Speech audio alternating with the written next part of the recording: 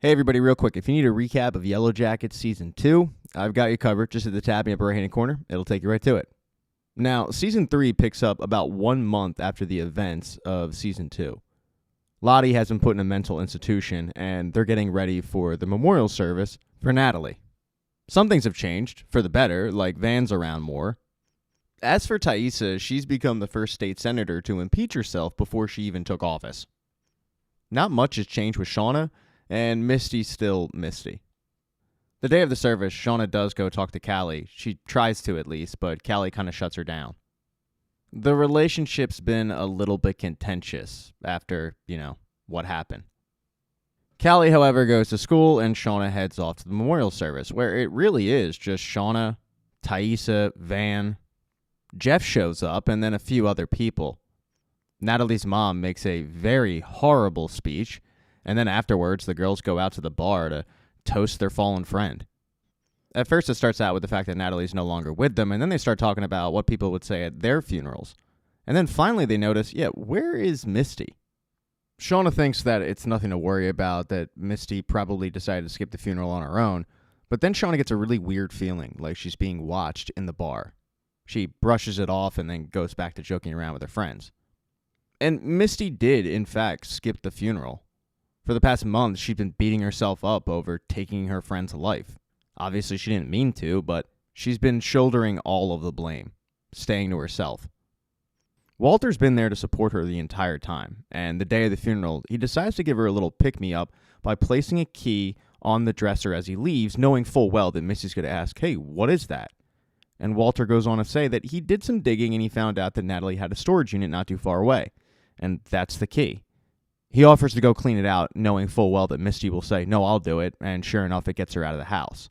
She heads on over to the storage unit, and she doesn't really find anything of value, but the one thing she does find is Natalie's old leather jacket, and she decides to put it on and wear it. Just like her friends, she decides to go grieve at the bar. But unlike her friends, she causes a scene. She gets kicked out of the bar, she's walking home, and that's when Walter pulls up, because Misty forgot her phone at the bar. And while she's yelling at Walter, my friends will come. I don't need you right now. He has to give her a cold dose of reality that her friends were called, and they didn't pick up. The bartender just went down the list until he found Walter, and Walter was the first one to answer.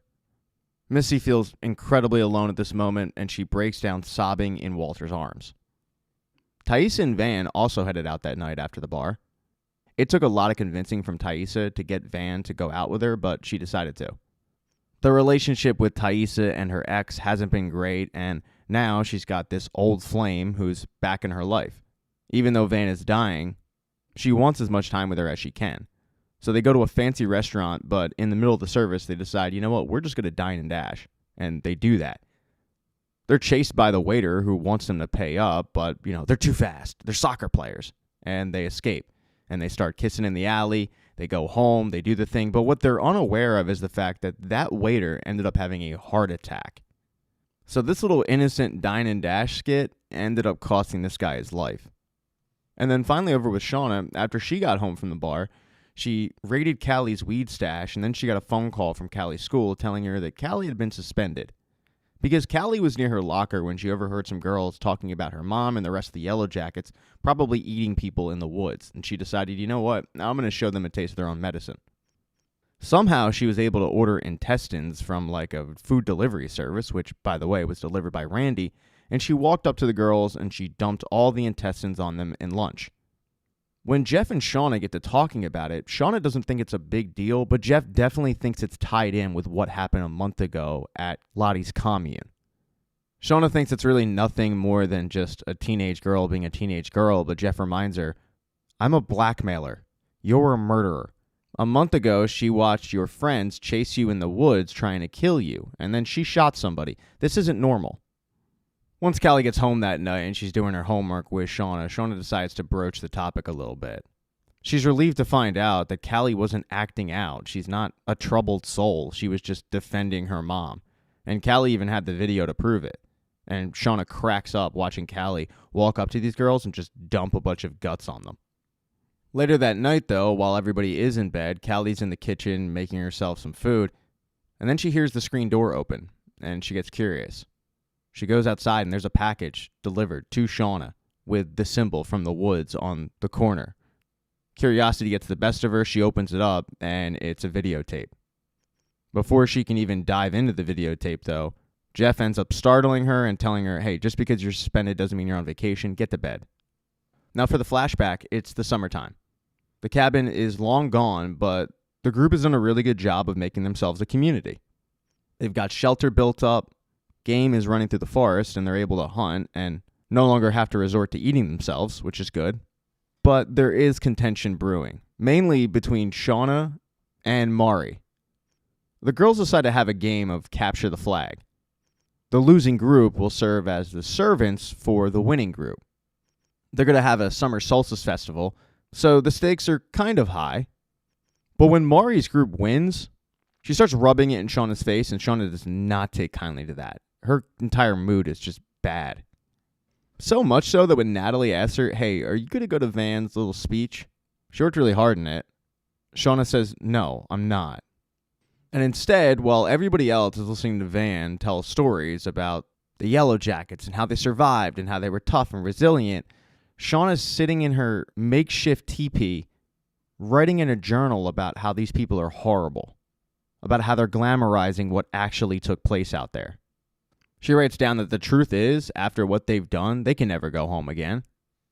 After Van's little speech, they do have to get ready for that night's ceremony, which means that Shauna and her losing team are going to have to cook and prepare the dinner, which Shauna's not happy about. She does so with Melissa, another girl that was on her team that doesn't really say much at all, but she does speak up when Mari starts to kind of poke fun at the fact that they get to kick back and chill while Shauna and her group have to prepare dinner. It's the first time that Shauna has actually seen a personality from Melissa. Melissa, though, does one better, coming to Shauna's defense. When Akila comes over with a crown that Lottie had made for Shauna for that night's ceremony, and Shauna brushes aside saying, get off me, Melissa walks over and stomps on it, acting like it was a mistake, but it clearly wasn't. The tension, though, is building. The leadership group, though, which really is Natalie, she's kind of the den mom of everybody, gets together with Jen, Taissa, and Van. They start talking about how hunting's been, but eventually the conversation turns to Coach. Whether or not any of the girls that have been out there have seen any signs of him.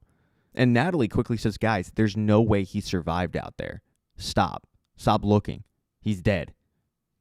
The group ends their little meeting, but as they're walking out, Taissa grabs Natalie and says, hey, you got to do something about this Mari-Shauna situation. It's boiling up. And Natalie kind of just says, yeah, look, it's going to happen. I mean, we're a bunch of girls. There's going to be infighting and bickering. It's no big deal. But Taissa thinks it is a big deal. Now, while that was going on, you had Lottie and Travis go out in the woods, and Lottie gave Travis some mushrooms, so he was tripping balls. Suddenly, though, his good trip turns to a bad trip. He walks up to a tree, he touches it, and then he starts clutching his ears, saying, you don't hear that? You don't hear that screaming? But Lottie doesn't hear it. To which he turns to her and says, okay, you will. What Travis heard is a distant memory when they get back to camp that night and they go through the summer solstice festival.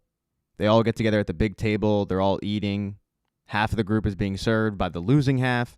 And Shauna, for whatever reason, is paired up to serve Mari. And she decides to spit in her food, which Mari takes big exception to. It starts a physical altercation between the two where they have to be separated. And finally, Natalie sees what Taissa was talking about and says, all right, fine. If you want me to be camp counselor, I will. Both you guys grounded. You're in your teepees for a week. I don't want to see you guys.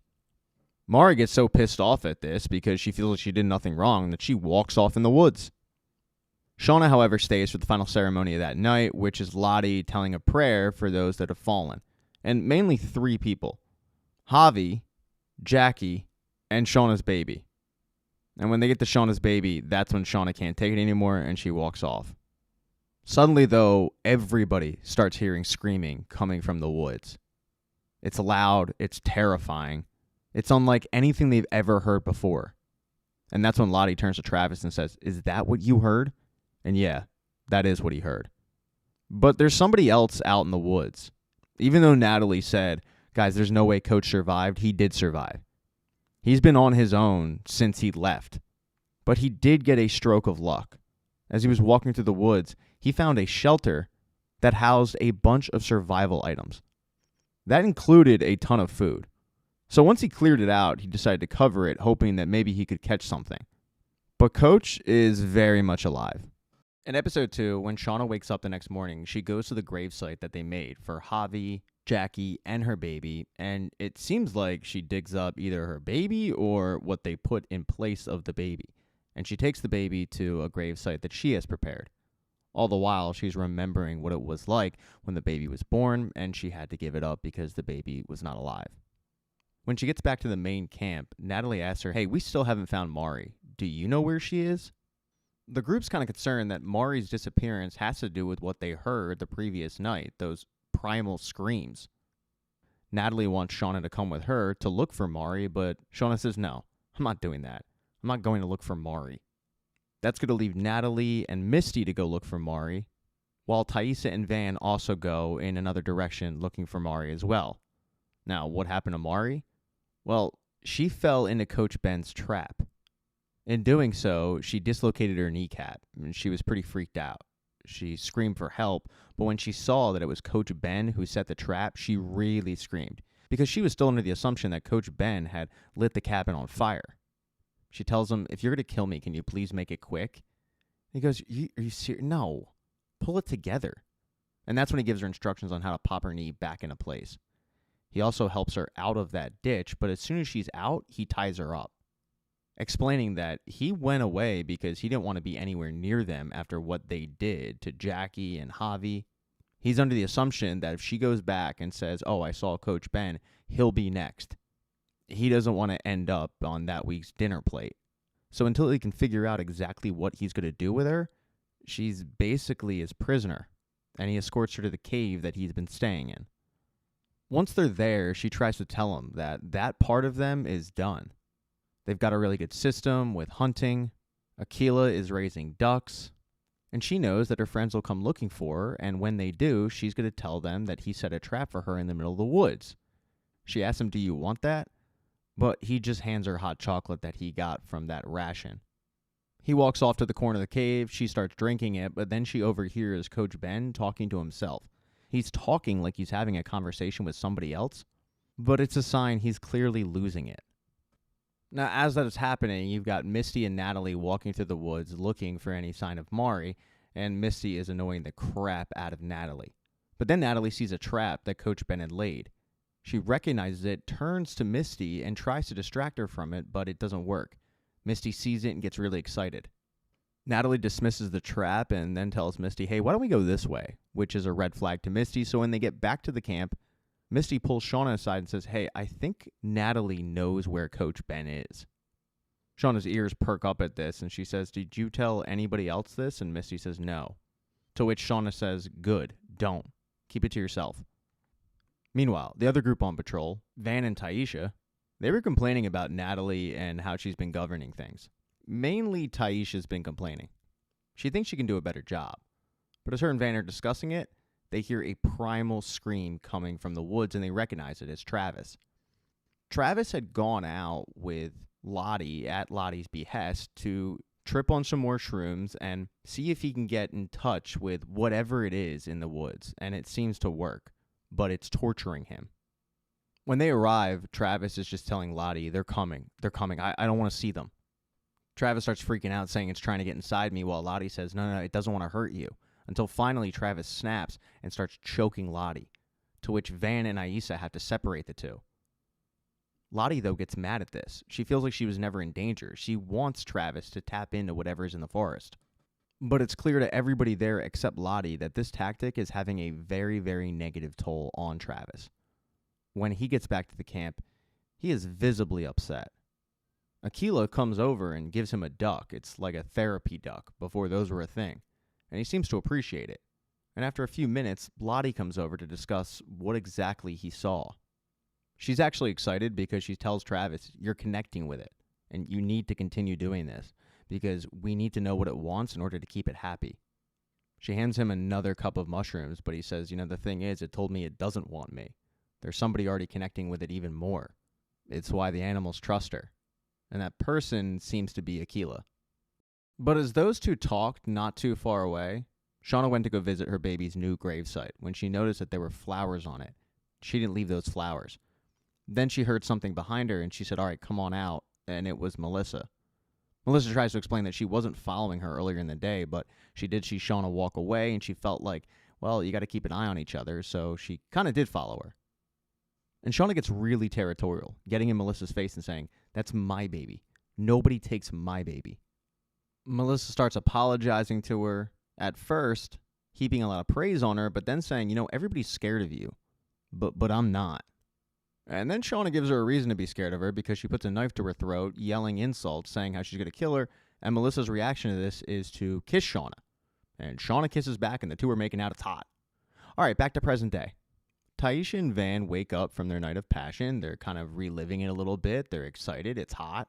But Van feels bad about dining and dashing. She wants to go back to the restaurant and make good. Before they do that, though, they start going for a round two, but then Van steps on a glass. It cuts her foot pretty good. And Taisha tends to it, but it's pretty clear that Van needs to go to a doctor. So Taisha says, okay, you go to the doctor and I'll go back to the restaurant and settle up. When Taisha gets to the restaurant, though, the hostess there is less than kind because the hostess knows what Taisha did. She tells Taisha, I'm going to have to go speak with a manager. Taisha, who had already put her credit card down, starts, looking around the restaurant a little bit, and then she sees the makeshift memorial for her server the previous night. She asks one of the waitresses, what happened to your friend? And the waitress says, the craziest thing, he had a heart attack outside. And that's when it clicks with Taisha. He had a heart attack chasing them. When Taisha looks over the kitchen, the hostess has grabbed the manager and they're pointing at Taisha because they've been waiting for Taisha. They're going to pin all the blame on her, as they should. So Taisha grabs her credit card and runs out of there. She's walking back to her car, and that's when she sees a very tiny church, but in the back of the church, there's candles set up, and it looks a lot like the forest. She decides to walk in, throw a matchbook in one of the candles, and then walks out, going home. Later that night, when Van comes home, Van asks her, how was the restaurant? And Taisha doesn't tell Van exactly what happens. She just says, yeah, it was fine. When Shauna woke up at her place that day, she is invigorated. She tells Jeff that she can't wait for things to get back to normal and to be dedicated to the family, which comes at perfect timing for Jeff. He's got a big business dinner that night, and Shauna's coming along with. If he's able to close this deal, it's going to be huge. But then he realizes that Shauna completely forgot about this. As she's trying to think of an excuse to get out of it, there's a knock at the door, and when she goes to answer it, it's Lottie, fresh out of the loony bin. The only reason they let Lottie in the house is because they don't want the neighbors seeing her, but they don't want her there. They want her to leave. And the thing is, Lottie has no place to go. She's got nothing. Shauna reminds Lottie of what happened. All of that crap at the commune happening in front of her daughter. And Lottie says, no, I agree. Callie should have never been there. But, after all, Jeff did bring her. In the middle of trying to get Lottie to leave, Callie ends up coming out of her bedroom and interrupting. Lottie's extremely upset, and Callie says, obviously, she should stay with us. Jeff and Shauna do not agree, but they decide to have a family meeting, where Callie explains, look, we don't really have a leg to stand on here. We're standing in a glass house throwing stones. You're a murderer/adulterer. You're a blackmailer. We pulled up to that commune with 5 datelines worth of problems. That's your friend out there. She's unwell, and I think we need to forgive. After hearing this, Shauna agrees to let Lottie stay for one night. The problem is they do have that dinner, and she doesn't want to leave Callie alone with Lottie. So she gives Misty a call to basically play babysitter. And when Misty gets the call, she jumps right to it. And Walter's a little surprised. He thinks that her friends are taking advantage of her, but Misty doesn't want to hear that. She doesn't believe that her friends are ever taking advantage of her. She just feels like Walter doesn't understand their bond. So she heads over. She thinks it's important, but she does find out pretty quickly, oh, my only job here is to prevent Lottie from talking to Callie. Got it. Now, at first, she's pretty good at this. She asks Lottie to help alphabetize the items in the cabinet. And when they're doing that, Lottie reminds Misty that what happened that night at the commune and what happened to Natalie is not her fault, but Misty doesn't want to talk about it at all. What Misty doesn't know, though, is that Callie is hell-bent on talking to Lottie. Callie's hell-bent on finding out what happened out there. So she comes in the kitchen and she says, all right, well, let's play a game. Let's have like a sleepover or girls' night. And while Misty's initially against it, she's outvoted. The group start drinking, they start playing cards, and that's when Callie goes one step further by slipping something in Misty's drink that will completely knock her out. But before that happens, they start playing Truth or Dare. Callie gets right to it and says, "What happened at the commune? Were you really going to kill my mom that night?" And Misty tries to deflect from the conversation, but Lottie says, "My only intention was to give it what it needed." Callie wants more answers, but Misty tries to once again interrupt and say, "No, it's my turn. Give me a dare." So Callie, knowing that she drugged Misty's drink, says, "Okay, I dare you to chug it." And Misty does. Misty then asks Callie, "Why did you get suspended?" And Callie tells her the whole story. And she ends it asking, "Did you guys eat each other?" To which both Lottie and Misty say, "You can't believe everything you hear." That's when the drugs take effect and Misty is knocked out. Now this whole time, Jeff and Shauna had been at that dinner, but Shauna couldn't be the least bit interested. She's on her phone trying to get an update from Misty, having no luck because Misty is knocked out. And this distraction is obvious to not only Jeff, but the two guys he's trying to do business with. They even comment on it at one point, and Shauna just gets up and goes to the bathroom to call Misty, but still no luck. She decides to have a seat in one of the stalls just to get a break, and that's when she hears the bathroom door open up. She sees a shadow of somebody standing outside of her stall, but then that person seems to go away and the lights shut off. Shauna's a little freaked out at this point. She gets up, she rushes out of the stall, but nobody's there. And then she starts hearing a phone ringing because somebody had left their phone in the stall next to the one that Shauna was in. And it's ringing, but it's no caller ID. And it's really weird. So when Shauna gets out of the bathroom, she goes back and she gives the phone to the bartender, saying, "Here, I found this in the bathroom." The guys that Jeff are hoping to do business with ask, "What the hell was that?" But Shauna doesn't want to talk about it. And that's when these guys start telling Jeff that they're probably not going to do business with him, and they're pretty arrogant about it. So Shauna completely tells them off. It's not like she was getting a good vibe from him anyway. At this point, all Shauna wants to do is get home to find out what's going on with Misty. And when she gets home, she doesn't initially see Misty, but she sees Callie braiding Lottie's hair. And then when she goes into the kitchen, she sees that Misty is completely knocked out. She starts to think that maybe Misty does have a drinking problem. The really messed up thing is she allows Misty to drive home that night in that state. And when Misty gets home, Walter can pretty quickly tell that she is not right. He once again tries to make the point to her that her quote-unquote friends don't really care about her. If they did, they would have called her an Uber, or at worst, they would have called him to pick her up.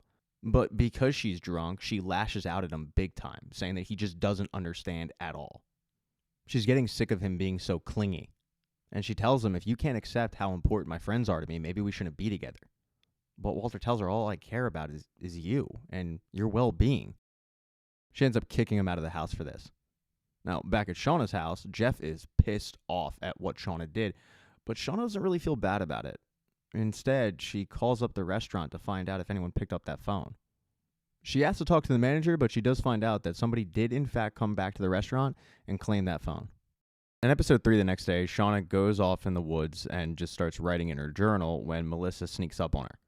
Melissa wants to talk about what happened, but Shauna acts like nothing happened. Instead, the two just awkwardly sit on a log together. It's weird. And then they hear screaming because Marnie is back. At first, Marnie tried to put the moves on Coach because nothing's sexier than a girl with a dislocated kneecap.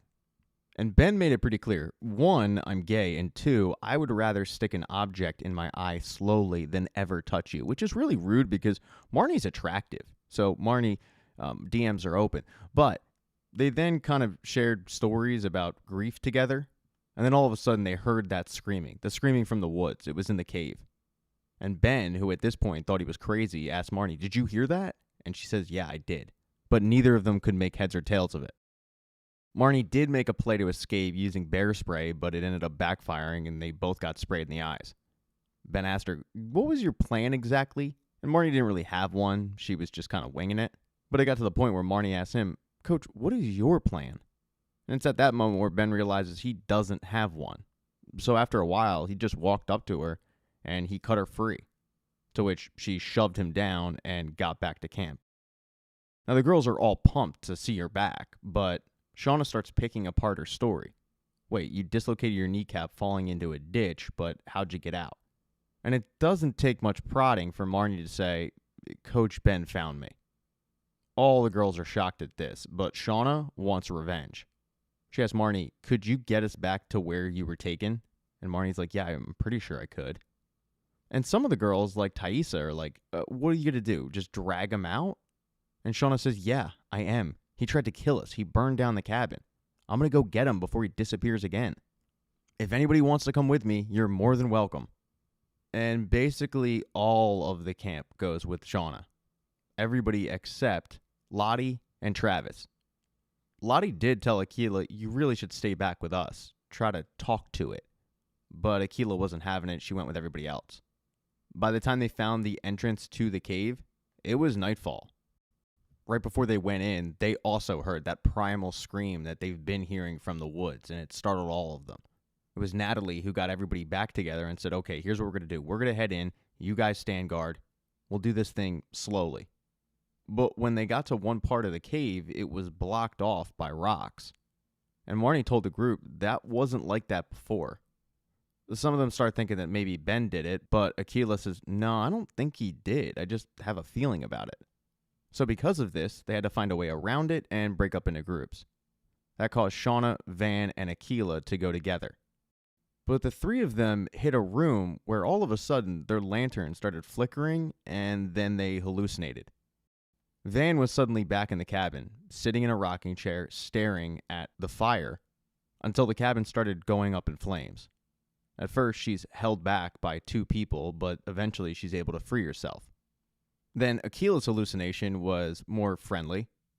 She was in the middle of the woods with a bunch of animals and talking to an alpaca about how anything with teeth will bite back. Doesn't matter how harmless it looks. And then the talking alpaca told her, it can be easy or it could be hard, but it's going to get what it wants. And Akilah starts sinking into the soil. As for Shauna, she was floating in the water when suddenly she saw her boy, probably the age of like 4, waving at her. She frantically went to swim to shore to see him, but she started being taken under the water. Before any of them die, drown, whatever, they wake up and they're in a classroom. But the teacher's Lottie. It's Akilah who says, am I in your dream or are you in mine? And then Lottie, who was writing on the board a message that said, of all the ways to lose a person, death is the kindest. And she turns to the class and says, there's only one dream. And then the group hears somebody pushing a cart outside of the hallway, and it's this long, lanky, Marilyn Manson-looking figure with no eyes. They then notice that Jackie is in the corner, and she's playing with a slap bracelet. She gives the slap bracelet to Akilah, and Akilah uses it, fine, no problem. Then Akilah gives it to Van, but when Van uses it, it cuts her. And when Shauna uses it, it wraps itself around her neck, cutting into her circulation, and Shauna is slowly dying. It's at that point that all the girls wake up. But they only woke up because Coach Ben saved them. With one leg, he was dragging Van back, saying, you guys gotta help me. He rips off his mask and explains to the girl that there's poison in the air somewhere. It's some kind of gas, but he's gasping for air. And that's when Natalie and Thaisa come up with him on a shotgun, and Natalie says, sorry, Coach, but don't move. And Ben is caught. Now, as for present-day Thaisa, she's been beating herself up over what happened with the waiter. She's reading his obituary, and she's just kind of going through it when Van walks in, and Van says, I got to tell you something. And Thaisa says, well, I have to tell you something, but Van, you go first. And Van's news is good. Her oncologist told her that she's in quasi-remission. She's going to go for more tests, but this is phenomenal news, and Thaisa gives her a big hug. She's thrilled. And then Thaisa has to tell her, yeah, my news isn't as fun. The waiter who chased us, he's dead. He had a heart attack. Van goes, Ty, come on. And Ty grabs her and goes, come on, listen to me. You're thinking it too, aren't you? First Natalie, then this guy. I mean, it's been a long time, but it could be happening again. The waiter was a sacrifice, and your new prognosis, that's a gift. Van's just shaking her head in disbelief, and Thaisa walks over to a candle and says, Van, just open yourself up to the possibility. And then she lights the candle and starts saying, we hear the wilderness and it hears us. And she just keeps repeating it over and over. And Van looks very, very spooked. But she must have gotten over it because that night, They're just chilling, having a good time, watching old VHS tapes that Van had of the Pee Wee Herman show. She has a ton of these. But because they're old VHS tapes from like the 80s and 90s, you have old commercials, and one of them comes on. It's for a local ice cream place. But one of the guys getting ice cream is that Marilyn Manson, no eyes looking guy from Shauna, Van, and Akila's dream. And it's also somebody that Thais is very familiar with, because as soon as she sees him, she freaks out and says, "That's the guy from my vision." Right away, she looks up the location of this place, and it's been closed for years, but she doesn't care. She goes there. All the while, Van is trying to convince her this is a bad decision, but Thaisa doesn't care. She needs answers. She breaks into the place, and there's nothing there until they see it. It's a wolf with a dead rabbit in its mouth. And Thaisa says, "What do you want?" And Van says, "I know what it wants." Now, over with Shauna, she's still trying to get information on what exactly Lottie and her daughter were doing the previous night. She's going about it gingerly at breakfast, but Callie doesn't give her any information, and that's when Lottie walks in. Shauna offers to go to lunch with Lottie that day, but Lottie says, "Nah, I'm sorry, I'm too busy," which comes as a big surprise to Shauna. One of the things, though, that Lottie's going to do is go shopping, and Callie ends up catching up to her, knowing full well that her mom would not approve of this. Lottie doesn't mind, but she does ask Callie, "Why are you doing this?" And Callie says, "You were chasing my mom with a knife through the woods, and somehow you're still pals. That's kind of intriguing." Lottie says, "I think we both know it's more than that, but I guess what I'm asking you is who you are." Callie asks her, "Is this something you do with your cult?" But Lottie says, "No, I think you actually have the ability to answer that question." They then get distracted, though, by a couple of items on the rack, items that are way too expensive for Callie to actually buy, to which Lottie encourages her to steal them. Shauna, meanwhile, had gotten a phone call from Misty saying, "I have information."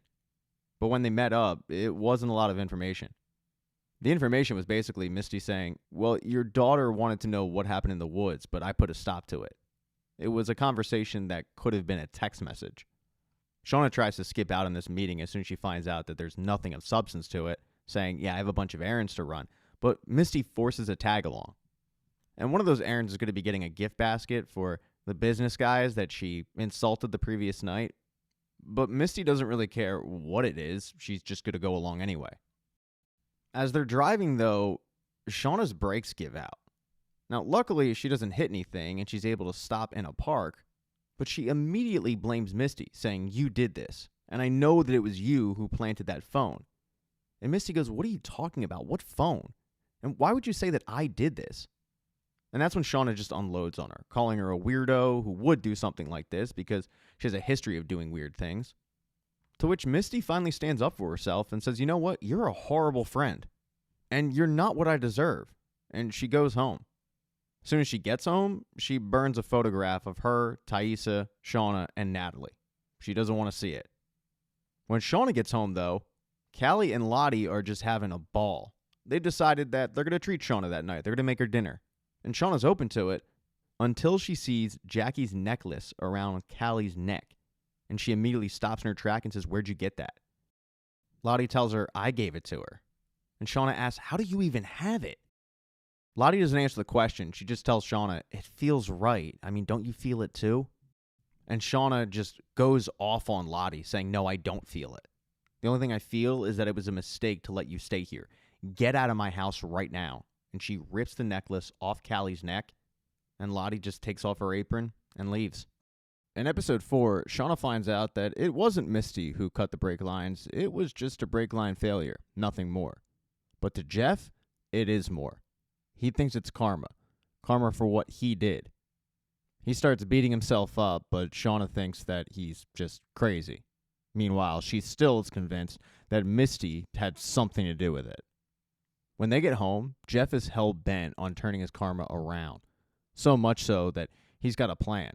He's going to donate items to charity. He's going to find a missing cat in the neighborhood that's been missing for 2+ years. And the coup de grace is some volunteer work, which just so happens to be at the old folks' home that Misty works at. And Shauna, who gets dragged along, didn't realize that Jeff had signed her up for the place where her friend that she just got into a very heated argument works at. Of course, Jeff didn't know this either. tells Shauna, what are the odds we even run into her? But they run into her very quickly. Misty storms over to the car and wants to know exactly why Shauna is there, and her and Shauna get into a verbal spat. It accomplishes literally nothing. Petty insults are traded back and forth until finally Misty just leaves.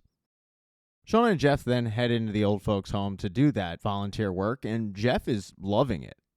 His buddy Randy has to also do volunteer work, but that's more court mandated. And let's just say Jeff is more of a hit than Randy at this place. Meanwhile, Misty is walking around the grounds trying to avoid both Shauna and Jeff when she sees a resident who has a blank piece of paper, and she feels like that's gotta be from Walter. She asks the resident, hey, has Walter been here? But the resident says, oh no, that's for my letter to the controller. Misty, however, does not believe it. She immediately starts looking for clues. She hasn't heard from Walter since she kicked him out, and she feels like this would be a very Walter-like thing to do. She, however, finds nothing. She then heads to the kitchen where she unfortunately does run into Shauna, and the petty insults continue. Shauna still feeling like Misty had something to do with the brake line, and Misty demanding an apology because she tells her, I had nothing to do with it. Not only that, I saved you. Just like their conversation outside, this gets nowhere to the point where Misty says, you know what, I can't be around this. I gotta walk away. She heads out with that blank piece of paper in tow, and she leaves for the day. Shauna, meanwhile, who was working in the kitchen, has to go into the freezer when she gets locked inside. Right away, she starts banging for someone to let her out because, it's a freezer. And then she's visited by the ghost of Jackie. Jackie starts pestering Shauna, telling her that she's all talk. She never actually does anything. She just hurls accusations. That's always been her thing. Shauna tells her, can you just leave me alone? But Jackie says, no, I'm the most interesting thing about you. I mean, after I died, did you become the person you finally thought you would be, or did you become this? Finally, though, Shauna is let out by Randy, who heard her banging. And once out, she storms up to the nurse's desk and says, where is Misty? She just locked me in a freezer, only to find out that Misty left hours ago. So, in a way, Jackie was right. Shauna continues to hurl accusations, and yet she's wrong. When she finds this out, she leaves. She's sick of Jeff's little karma crusade, so she decides to put an end to it by heading into the city and adopting a cat that looks like the cat from the missing cat poster. You see, that cat's been missing for 2 years and everybody knows it's dead. Shauna feels like the family won't know. But when she gets home, Jeff says, yeah, that's kind of messed up. I mean, you went and adopted a cat to lie to the family? He does realize, though, that Shauna at least made an effort, so he gives her an A for that effort. Now, over with their former house guest, Lottie, after she got kicked out, she also headed into the city, but she went to the bank. Seems like she closed out her accounts, and as she was leaving, she got a phone call from Thaisa. Thaisa asked her, Lottie, that night in the ambulance, you told me in Van that it was pleased with us. You said, we'll see. What did you mean by that? But Lottie has zero recollection of ever saying this. Ty gets really frustrated at Lottie, and she says, what do you mean that you don't know? But Lottie doesn't feel like dealing with it, so she tells Ty, yeah, I gotta go, and she hangs up. With no help from Lottie, Thaisa has to turn to plan B. It's an idea that Van thinks is stupid, but Ty says, well, if nothing comes of it, then fine, but if something does, then at least we get an answer. And that idea is to buy a pack of cards and put the Queen of Hearts on the ground and see if, quote, it chooses somebody. So they do that, and they sit, and they wait, and they see if anybody walks by and picks it up. And it takes a bit, but sure enough, some guy walks by, he sees it on the ground, and he picks it up. And to that, Ty and Van follow him. They follow him all the way to his apartment. They go to the door where the mystery man walked in, and Ty looks, and it's unlocked. She feels like it's a sign. Thaisa starts to go into this man's apartment to, I guess, sacrifice him, but Van stops him and says, I can't let you do this. And Ty tells her, I don't want to, but I need more time with you. I need you to live. To which Van tells her, I want to live, but not like this. Screw the wilderness. Can we just enjoy the time we have left? Ty finally comes to her senses and agrees, and they decide to have a nice date in Central Park. As Van, though, is buying Thaisa a pretzel, Ty is reminded about just how fragile this time together is because Van's hand starts shaking. But at the suggestion of Van, she's going to enjoy their time together. As for Lottie, after she hung up with Thaisa, she heads to some location, but she starts practicing an apology, repeating in the mirror, "I know I've hurt you," and trying to sound sincere. But apparently it didn't work. Because later that night when Misty got home, she started combing over that blank piece of paper again, and she hopped on the true crime forums, the same ones where she found Walter in the first place. There's a new case. But as she's looking into it and it's loading up, she gets a text from Walter saying, "I just heard what happened to Lottie. Are you okay?" Because that new case is Lottie. Lottie's dead. So I guess the apology didn't stick. Now, as for the flashback in the forest, once the group found Ben, they escorted him back to camp. And while you had some people, i.e. Shauna, who just wanted to kill him, you had Natalie say, "No, we're not going to do that. We're a proper society. We are going to hold a trial." For Ben, he thought it was a sham. He thought it was all for show, and he was going to die anyway. But Natalie was sincere. She wanted to give Ben a fair shot at this. In order to do that, though, she needed somebody to defend Ben, and there was only one real person to do this. That would be Misty. At first, Misty doesn't want to do it, because she, like a lot of them, believed that Ben did, in fact, burn down the cabin, but she realizes that she's his only hope at living. So she goes and has a conversation with him and says, "We have to do this thing the right way. You can't be woe is me, oh, this is just for show. You're fighting for your life." The girls have their jury. The prosecution is going to include Thaisa. The defense, of course, will be Misty. And the judge is going to be Natalie. This kind of mirrors the OJ case in a lot of ways, with the prosecution just thinking that this would be a slam dunk case. Thaisa not really putting her best foot forward. And to be quite honest with you, she gets absolutely worked by Misty. I mean, Misty defends Ben brilliantly, pointing out that it could have really been any of them to burn the cabin down. She puts the blame on every single one of them at some point, and it's not like she believes it, she just wants to prove that there is doubt. It becomes pretty clear that if the prosecution rests, they're going to lose. For Shauna, she can't let that happen. She asks Ty, "What's your plan?" And Ty doesn't have one. And that's when Shauna says, "Well, there is one person you haven't brought to the stand, and that's Natalie." Natalie knew that Ben was out there because Misty told me. So that's when Ty gets up and calls Natalie to the stand. And Natalie, acting as the judge, agrees to go to the stand, thinking this will be easy, but it's not. Natalie's forced to admit that she saw Ben outside of the cabin right before it was lit on fire, and she saw Ben run away from the cabin, which looks pretty damn guilty. She also gets exposed for the fact that she knew Coach Ben was out there the entire time. Thaisa yelling at Natalie, "You spoke to him. You knew where he was going. You've been lying to us the entire time, telling us that he was dead when you knew he wasn't. And this trial is further proof of that you're trying to save this guy."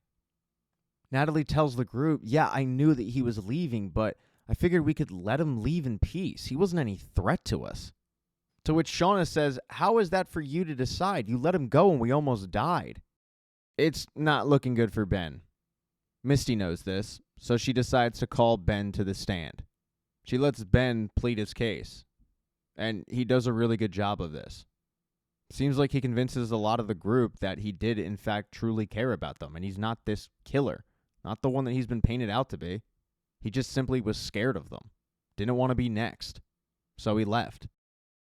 After he steps down, it's kind of 50-50 on how this thing is going to go, and the jury has to go off and convene. During this time, Lottie pulls Akilah aside because she wants to know exactly what happened to Akilah in the cave.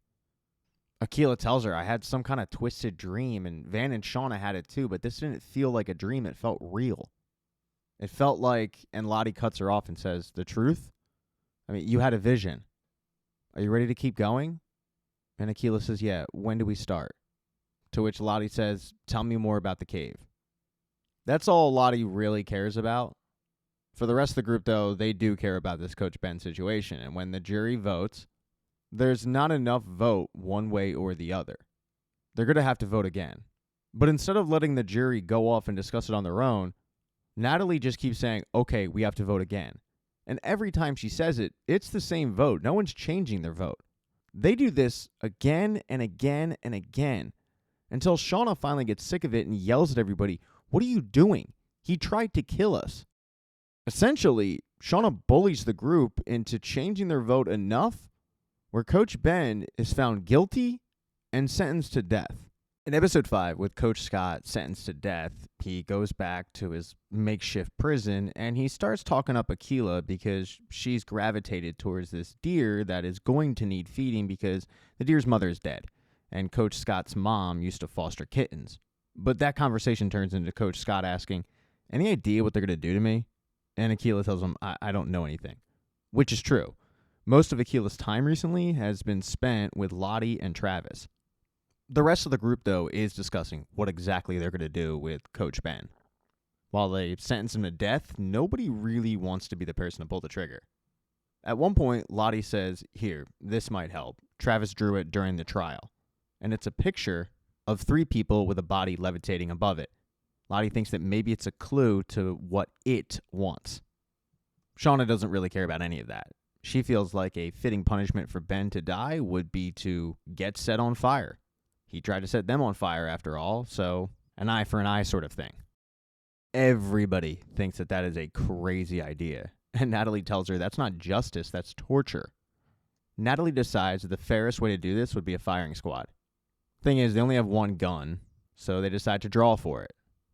The Queen of Hearts will decide who is the one to pull the trigger, and when it's done, Taissa is holding the card. Ty doesn't really want to do this either, but she drew the card, she's going to have to, and her and Van head off in the woods to practice. It's not like Ty is a great shot, but with the pressure of hitting Coach Scott and killing him, she's an even worse shot. Van does her best to remind Taissa, hey, he did try to murder us, and that is something that Ty does believe. She did, after all, sentence him to death, but now that she's the one who has to pull the trigger, it's just hitting different. So Van comes up with a possible solution. She brings up the fact that on the show Family Matters, Urkel goes into a machine and comes out as Stefan. He's a completely different person. And they know that something similar happens to Taissa. So maybe if she can tap into that sleepwalking whatever it is, maybe she won't have to be the one to pull the trigger. Coach Scott ends up dying, and everyone ends up happy. The question then is, how exactly do you tap into that?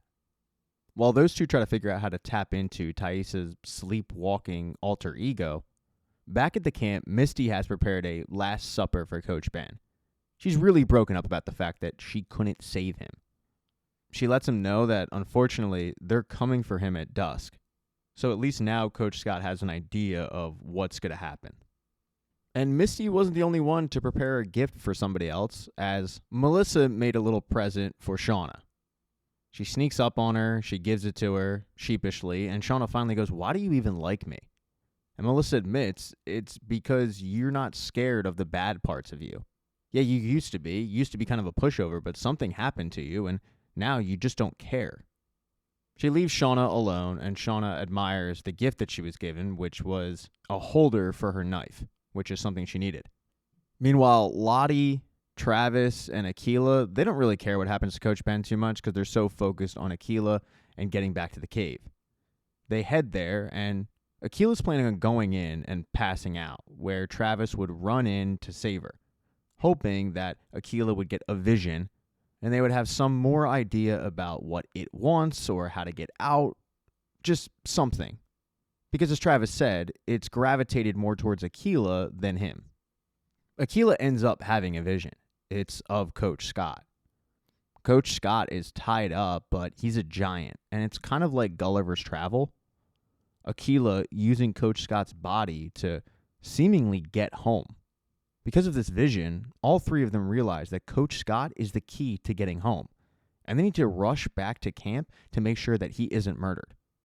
As they rush back, the girls are preparing Coach Scott, tying him to a tree. A lot of them are emotional about this whole situation. Ben begging the girls, telling Natalie, "You don't have to do this," but it's already been decided.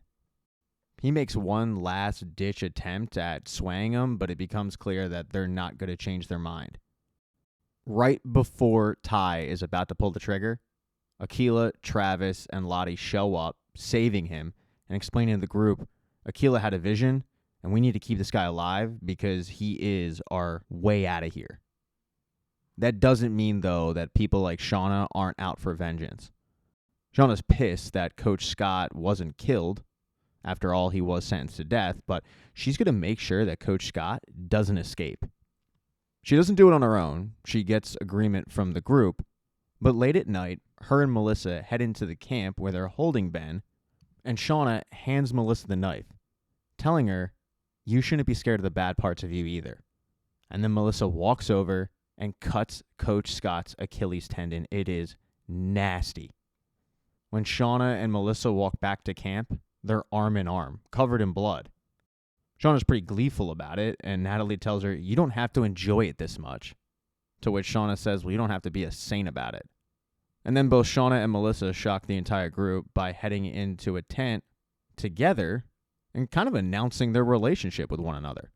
And I think it's pretty safe to say that Shauna is the top. Not that there's anything wrong with that. We're allies here on the channel. Moving on to present day. Misty is pretty gutted about losing yet another friend, but finding out what happened to Lottie, that's kind of her specialty, being a citizen detective. So she heads to the morgue. She ends up blackmailing the coroner into giving her the personal effects that Natalie had on her. And right before she leaves, she grabs some DNA underneath Lottie's fingernails just to test them out for later. She then collects the rest of the group.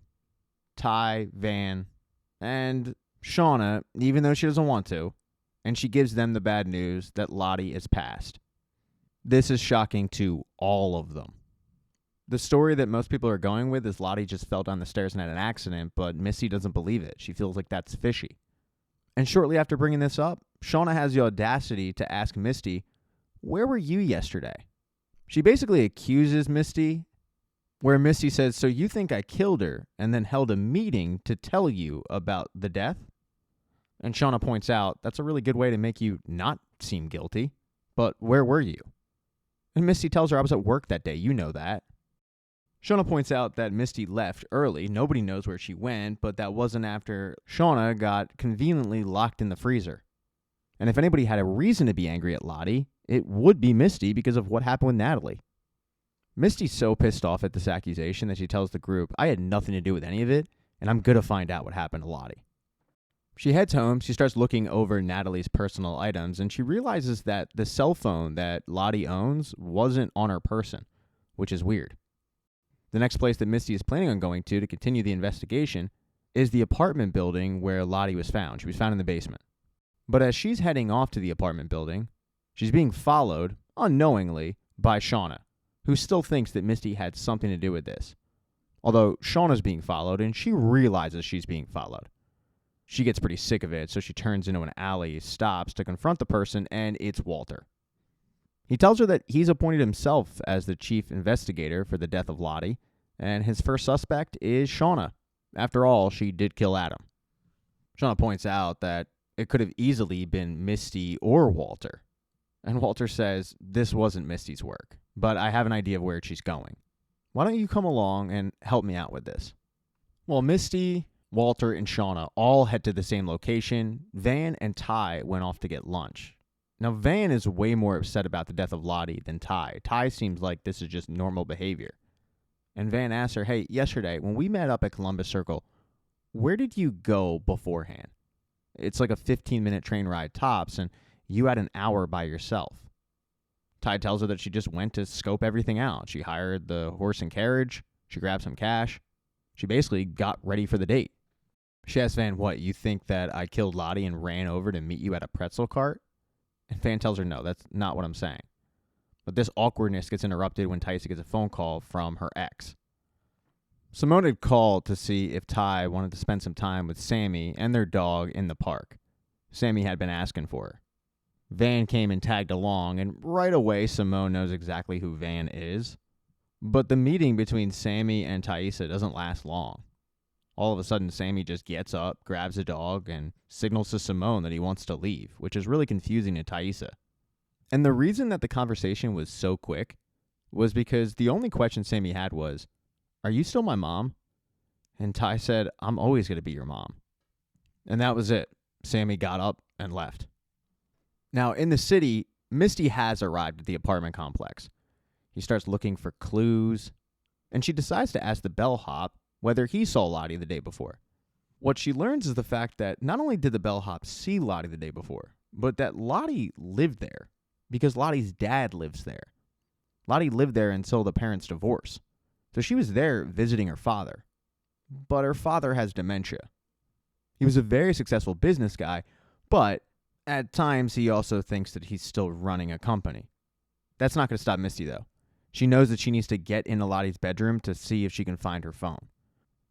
Armed with a dessert, she heads up to the penthouse, pretending to be one of the neighbors, and she's able to weasel her way in to Lottie's dad's apartment. Upon searching around, though, she finds out that she is not the only one there, because Walter and Shauna have beat her to the punch. The way that they were able to access the apartment was by posing as IT technicians looking to improve the internet. This sparks a pretty big pissing contest between Walter and Misty.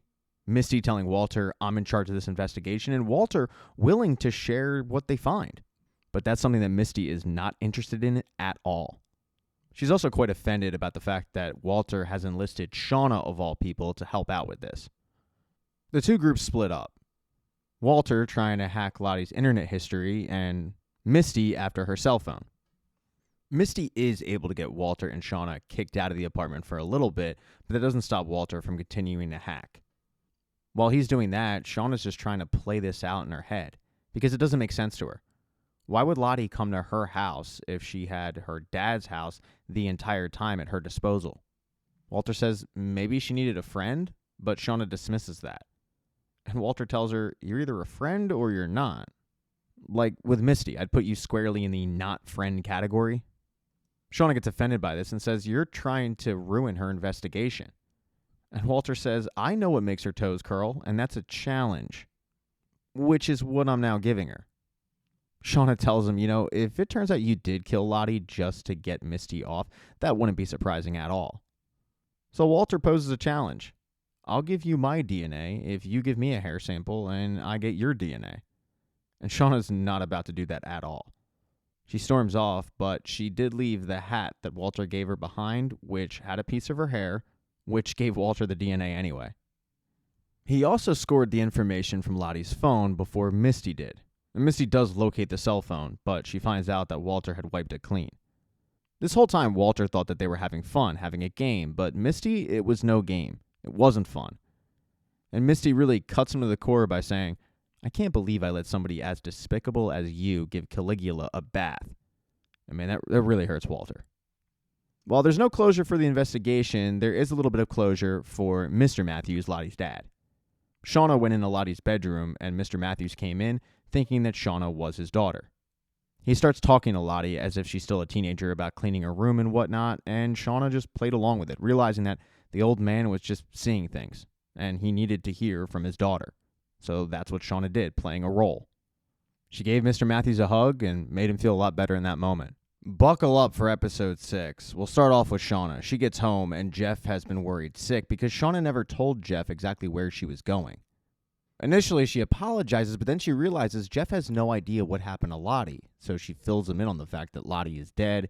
Apparently, she fell down the steps. It's all kind of shady. And Shauna flat out says Lottie was murdered. But as Shauna is saying this, Callie walked in the room and heard the whole thing, and she is floored. And Callie now realizes she needs to divulge something to her parents that she's been keeping a secret. It's the tape that she got. The tape that was addressed to her mom that she kept. Callie tells her parents that she didn't listen to it. She didn't know how to. But this definitely sets Shauna off. She doesn't think that it's a coincidence that the brakes, the freezer, the tape, she feels like it's all connected. At this point, Shauna's convinced that someone's trying to kill them, so she grabs the family and says, "We got to get out of here. We're going to a motel." Once Shauna and Jeff are alone, Jeff asks her, "How bad is it? Like, what is on those tapes?" And Shauna says, "I have no idea, Jeff. I've had the thing for 5 minutes, and I don't know how to play it." Shauna convinces Jeff to run outside and grab some snacks, and it gives her the ability to call up Thaisa, but more importantly, to call up Van. Because this tape that they have is not just a normal cassette tape. It's something called a DAT tape. It's an antiquated technology. Only super nerds would have it, somebody like Van. When Shauna calls up Taissa to get Van on the phone, Taissa and Van had gone to a very fancy hotel to kind of just get away, pamper themselves a little bit, forget about what happened. This phone call from Shauna, though, interrupts that. Once Shauna does get Van on the phone, she explains that she has this DAT tape and she needs to play it immediately. She gives the address of where they're staying and says, "You need to drop off that DAT player. I need to find out what's on this tape." Once Van walks out of the bathroom to tell Taissa exactly what's going on, she sees that Taissa has ordered room service, like a lot of room service, and it does not sit well with Van. She yells at her, "What is wrong with you? Lottie is dead, Shauna is melting down, and you're acting like just everything's normal. Like all you care about is self-care." And Ty sits on the bed and says, "Yeah, no, you're right. I mean, I've lost my family, my career. Oh, the love of my life, she's battling cancer. Nat, Lottie, they're both dead, so maybe I just want to feel good for once." Van calmly tells her, "Hey, I understand about the whole live for the moment thing, but our friend seems really scared right now." And Taissa laughs and says, "What, about a tape? I mean, who even uses DAT tapes anymore?" Van thinks about it and says, "In my experience, weird garage bands and super intense birders, and the birders thing, it clicks." It not only clicks with Van, it clicks with Taissa too, and they rush out of that hotel to go find the DAT player. Van gets back to her place. She starts looking through boxes, and she does find the DAT player, but then something really weird happens. A phone, which is not connected to anything, starts ringing. Van picks it up and says, "Hello?" And the signal is really crackled. She can barely make out who's on the other end, but they say, "Van?" And Van's pretty convinced that it's Taissa. But whoever it is, the voice on the other end says, I can't. Help." And then it just cuts out. Ty then walks in the room, and Van looks like she's seen a ghost. But she doesn't tell Ty exactly what happened. She just grabs the DAT player, and they head off to the motel. They call up Shauna, and Shauna says, "Thank you so much. I'll meet you outside." And once Shauna gets off the phone, she tells Jeff and Callie, who's also in the room, "That was Van. I'm going to find out what happened on the tape." And right away, Jeff says, "I'll go with you." And Callie wants to know what's going on. She feels like she's a part of this at this point, and she wants to know what's on the tape as well. But both Jeff and Shauna say, "No, Callie, we can't. You have to stay here. We need to protect you. And not because you're helpless, but because we're your parents, and we haven't always been the best at keeping you safe." Callie then gets up and gives her mom a hug and just says, "I just want our family to be safe." But all of this was a ploy. She started using the record app on her phone, and she drops her phone in her mom's purse, so that way she'll find out exactly what the conversation was when Shauna meets with her friends. Shauna heads out alone. Jeff's going to stay with Callie.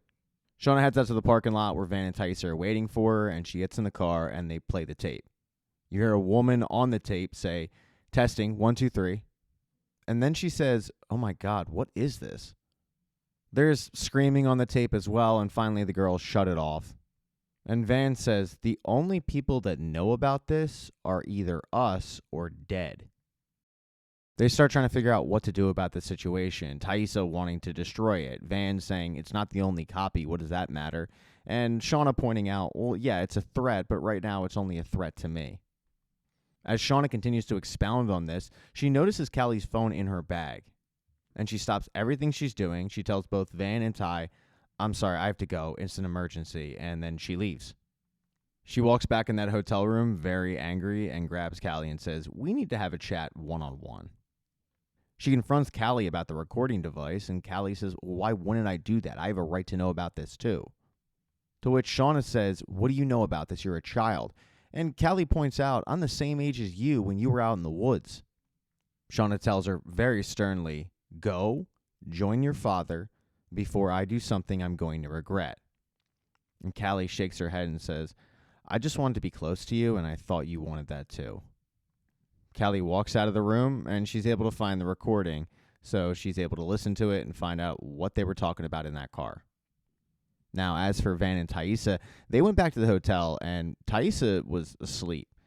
Van was doing research on dat tapes. She couldn't sleep. But then all of a sudden, Taissa sat up in bed and said, Van, you got to help. Van, you got to help me. And that's basically exactly what Van heard on that phone. Immediately, Van tries to help Taissa, trying to get her out of this, but Taissa is in one of her spells. And she just calmly looks at Van and then goes back to sleep. Now, as for Misty, after she left Lottie's apartment, she wanted to find out about the DNA that she collected from under Lottie's fingernails. She went to a friend, she flirted with the guy to find out the information, and he agreed, I'll send it to you in a little bit. She then, however, got a text from Walter saying, what did you say to Shauna? Shauna won't return my calls. And Misty got real hostile in this text message, reminding Walter that this is her investigation and she's not sharing any information whatsoever.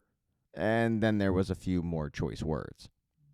A couple hours later, though, Misty gets a text from Walter saying, I'm sorry. Look left and consider this a peace offering. And a limo pulls up and a guy says, hey, are you Misty? I have a package for you. And he delivers her Lottie's trash. She gets another text from Walter saying, I couldn't see anything in this, but maybe a master investigator will. And while Misty is still mad at Walter, she does appreciate it. She takes the trash home and she does find something. It's the remnants of a Chinese takeout place that is not a really well-rated Chinese takeout place. The fact that Lottie would even eat here, that's really the puzzling thing that Misty can't understand. So Misty decides to head to this place and just scope it out, see if she can find any information about it, and she does. The delivery girl for this restaurant is Lisa, the girl from Lottie's cult. Misty follows Lisa to her next delivery, and she sneaks up on her and scares the crap out of her, and Lisa says, I'm sorry, you can have the money.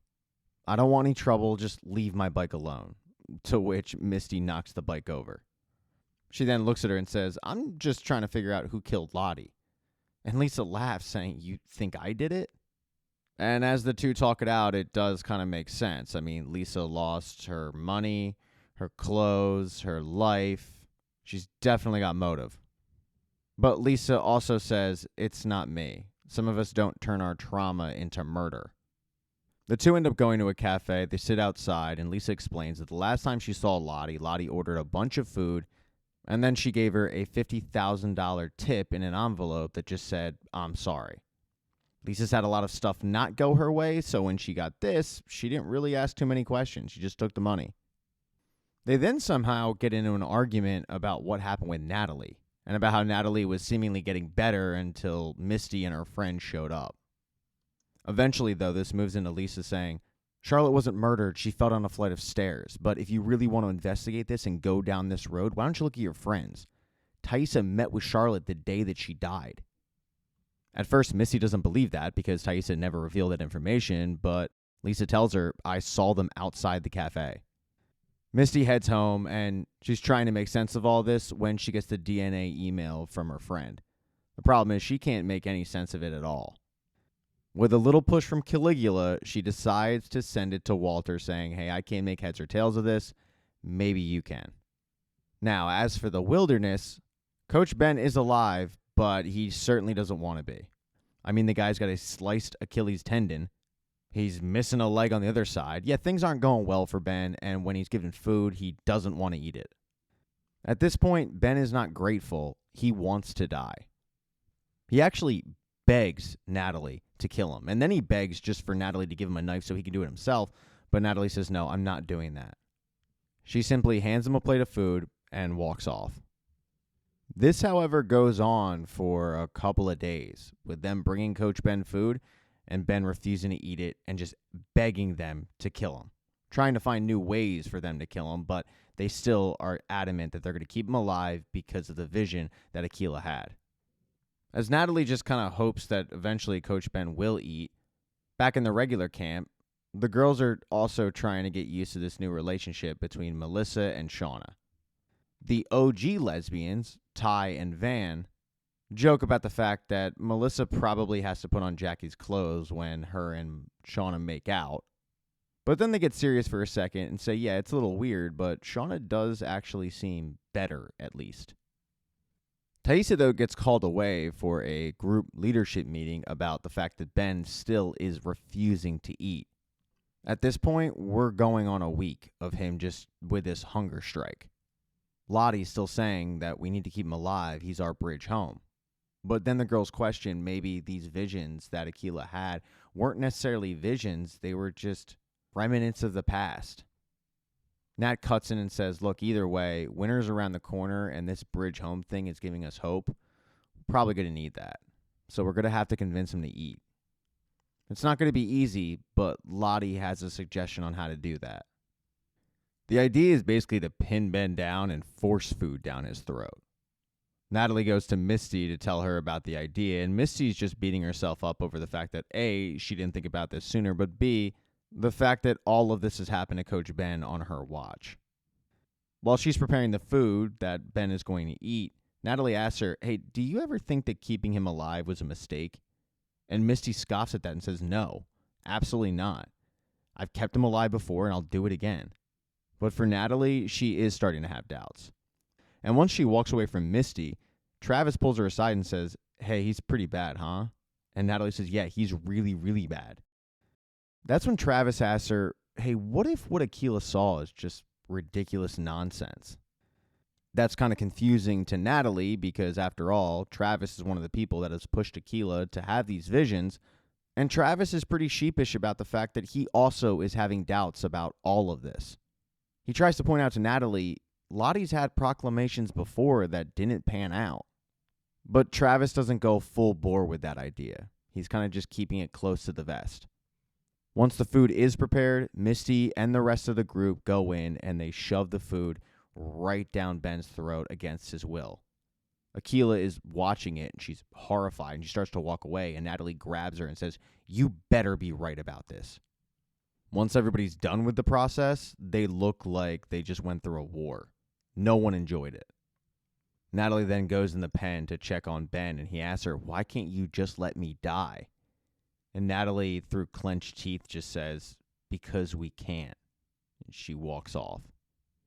Later that night, Aquila decides to head to the cave once again just to see if she missed anything. She had a super weird vision about a bear in the camp that they had, and the bear ended up having 3 eyes. And once she wakes up, she starts crying and apologizing to Lottie because she doesn't know what any of this means. Back at the camp, though, Natalie couldn't sleep. She couldn't sleep knowing that Ben was seemingly being tortured. She had to do something about it. She starts walking to the pen that they were keeping Ben in, and she gets stopped by Travis, who says, why do you have that knife?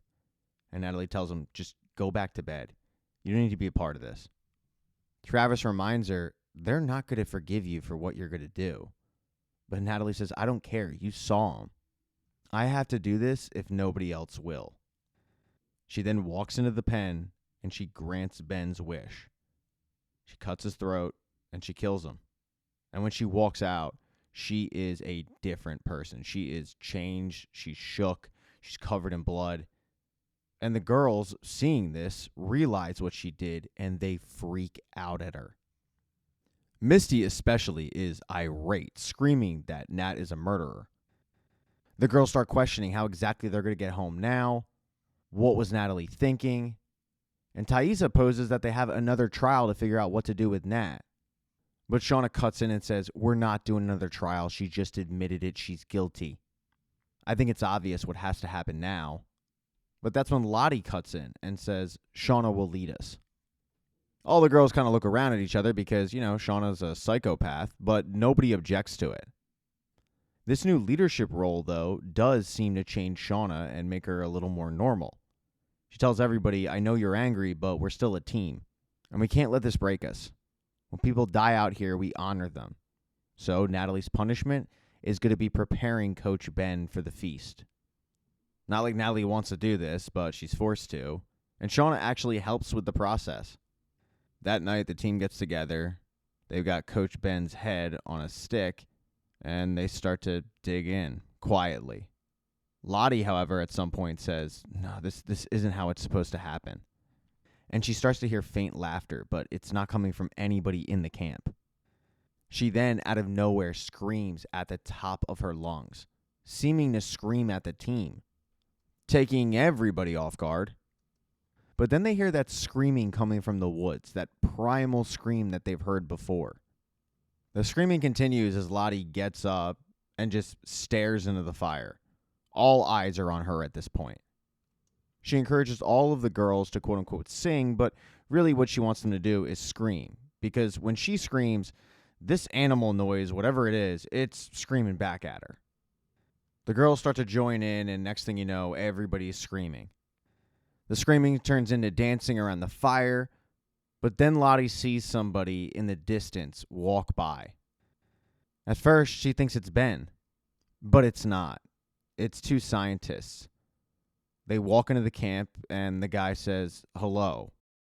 The entire team is speechless at this point. They're shocked that somebody else is there.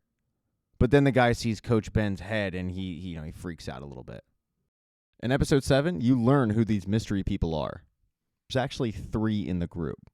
You've got Hannah, you've got Edwin. Those are the 2 scientists, and then you've got Cody, who's their guide, who's going to keep them safe. Now, what they're doing in the middle of the woods is they're tracking a very rare species of frog that only mates once every 10 to 15 years, and it's never been recorded. They're searching that out to record it, and then obviously that would be a huge discovery. While the work is important, it's worth noting that Edwin is not about that roughing it lifestyle. The guy could probably be described as a bitch, and that's coming from somebody who is a self-proclaimed bitch. It takes one to know one. He's definitely one. Hannah was a little bit better suited for the terrain, but she also has her eyes on Cody, which might be a little bit of a problem because she is dating Edwin, but Cody's jacked, he's good-looking, he can handle himself, and he's a menace with a crossbow, so the attraction's pretty obvious. And as the group got deeper and deeper into their expedition, Edwin got more and more self-conscious, so you could clearly see that his girlfriend was attracted to the guide. Either way, though, the group was stuck with Cody. The fact is, as they went off trying to record frogs and capture frogs, he was keeping them alive. The group did end up bonding a little bit. They smoked some weed together. Cody telling them about how he got into this line of work, and them telling Cody about how the frogs will stay frozen for 7 years, and then all of a sudden they'll just wake up and bang each other's brains out. While they were smoking the weed, though, they ended up accidentally breaking their satellite phone, which was their break for glass emergency item in case an emergency did arise. Now, Cody didn't think it was a big deal because he thought, hey, I'm your emergency contact, you guys are safe, don't worry about it, but Edwin was legit concerned. Hannah and Cody, though, they were too big to realize the magnitude of breaking this item. This caused a little bit of a rift between Edwin and Hannah. When the day came where they would eventually find the girls, Edwin was questioning just about everything that Cody did. Hannah pointing out that this is Cody's job, you probably should trust him, but Edwin had just reached a breaking point. That night, it was actually Edwin who noticed that there were people nearby. He could smell a faint smell of what he thought was barbecue at the time. He thought, okay, that means that there's people nearby. And he wanted to go find them, which Cody said, yeah, I wouldn't recommend that at all. If people are this far from civilization, they probably don't want to be found. But Edwin wasn't about to listen. So he followed the smell, with Hannah in tow and Cody way, way, way behind. Never in their wildest dreams did they think they would find what they eventually did find. Hannah saying, oh my God, what is this? And that's actually caught on the DAT tape that was given to the girls years later. Van was the one who actually broke the tension by saying, oh my God, we're going home. But that's when Edwin saw the head and he flipped out a little bit. Edwin starts putting the pieces together. You've got the faint smell of barbecue. You've got a human head over here. But before he can flat out call the girls out as cannibals, he feels something in the back of his head.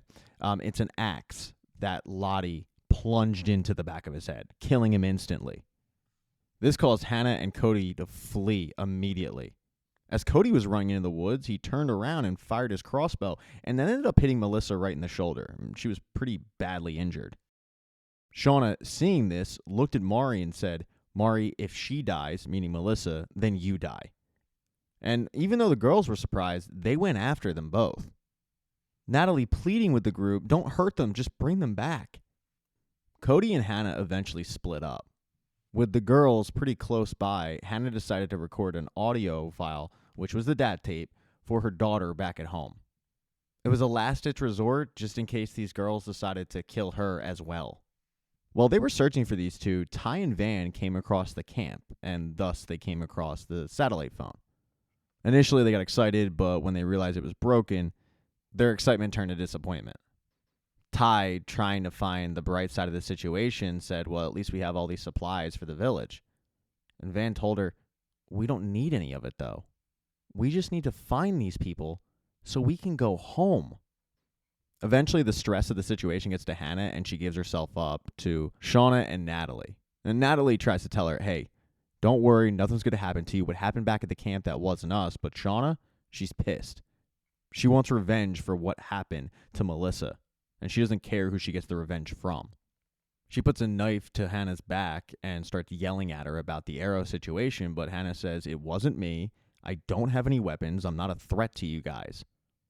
That's when Van and Thaisa show up, and Natalie, trying to restore order, says, look, just take her back to camp. We'll figure this out, and we'll figure out how to get home. But Shauna says, no, they know what we did. We can still get rescued without leaving any witnesses. Both Van and Thaisa think she's nuts, with Van pointing out it's already bad enough Lottie killed one of them. In order to buy herself some goodwill and some time, Hannah says, hey, your friend that got hit, well, I know where there's some first aid. As Hannah escorts the group to get that first aid, Melissa is not doing well with this arrow in her. At this point, morning has come, and they realize that they're going to have to push the arrow through her because the arrow is barbed. While she's watching this, Lottie, who seemingly feasted a little on Edwin, says, hey, can I help? And the group that's actually trying to help says, yeah, you've done enough, Lottie. Lottie goes on to explain that the strangers were going to ruin everything, but no one wants to hear that at this point. They just want to help Melissa. Once they do finally push the arrow through, that's when the group with Hannah returns to camp. As for Cody, he put up a good fight, but he too was eventually caught by Travis, Misty, and Akila. And by caught, I mean the group actually saved his life. They could have just let him fall when he fell off a cliff, but they didn't. Now, as for present day, Shauna heads back to the hotel with the dad tape, and she heads in the bathroom so she can listen to it in its entirety with a little bit of privacy. Afterwards, she decides to search Hannah, Frogs, the company she was working for, because she still needs to know who exactly sent her this tape. She starts reading Hannah's obituary, but that's when Jeff knocks on the door and says, hey, are you going to be in there a while? Should I just go to the lobby?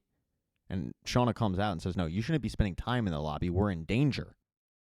Shauna then goes to grab her jacket, and Jeff says, wait, where are you going? And Shauna says, oh, I got to go make some phone calls. And that pisses Jeff off. He says, oh, okay, you can go wherever you want, but me and Callie, we have to just stay here like prisoners? Jeff wants to help, but Shauna says, look, if you want to help, just keep an eye on Callie. She's really smart. She asks a lot of questions. For her own safety, though, she needs to back off of this. Since they're in a hotel room, though, Callie can hear this, and she's doing a little search of her own. Unsolved Missing Persons, Canada, 1990s, hoping that she can get a lead. As Shauna goes off to make these phone calls, Misty has made an appearance at the hotel where Van and Thaisa were staying. She had texted Ty the previous night that they need to talk, but when Ty never got back to her, she decided to pay her a visit and demand answers. Demand to know why exactly she met Lottie the night she died. Ty just says, it wasn't anyone's business. I met up with her to have a private conversation, but that doesn't mean I murdered her. Misty comes right out and says, well, did you murder her? And Ty doesn't say no. She just asks, why would I? Whereupon Misty points out, well, she did lie, and she has a history of doing some crazy stuff and not knowing anything about it. And when Misty looks over at Van, she can tell that Van thinks that Ty is capable of it. Van, however, denies it. Her face tells a different story, and Thaisa says, there you have it. I didn't do it, and also, it's pretty obvious, whoever sent the tape to Shauna, she's the one, or he's the one who murdered Lottie. For Misty, this is the first she's hearing about the tape. She desperately wants to know what's on it, so the trio leave the hotel and head over to Shauna's hotel, where they run into her actually leaving the elevator. They ask Shauna what the hell's going on, and Shauna explains there was more on the tape than just what Lottie did. Hannah recorded a message for her daughter. None of them knew this. None of them knew that Hannah had a daughter. But now Shauna's convinced that it's the daughter who sent them the tape. Thaisa asks her, so where are you going exactly? And Shauna says, I'm going to stop her. Where else would I be going? Misty points out that this probably means that they're going to have to clean up Shauna's mess. And Shauna gets defensive, but Van says, Shauna, Misty's right. I mean, your track record's iffy. What exactly are you planning on doing to this girl?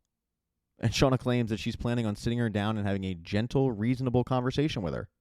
No one buys that, though. They know Shauna too well. Shauna's heading to Richmond, Virginia. That's where Hannah's daughter lives, and whether they like it or not, they have to go with her. They have to make sure that Shauna isn't going to do something really, really dumb. So, the four of them get into Shauna's minivan, and they head out for a road trip.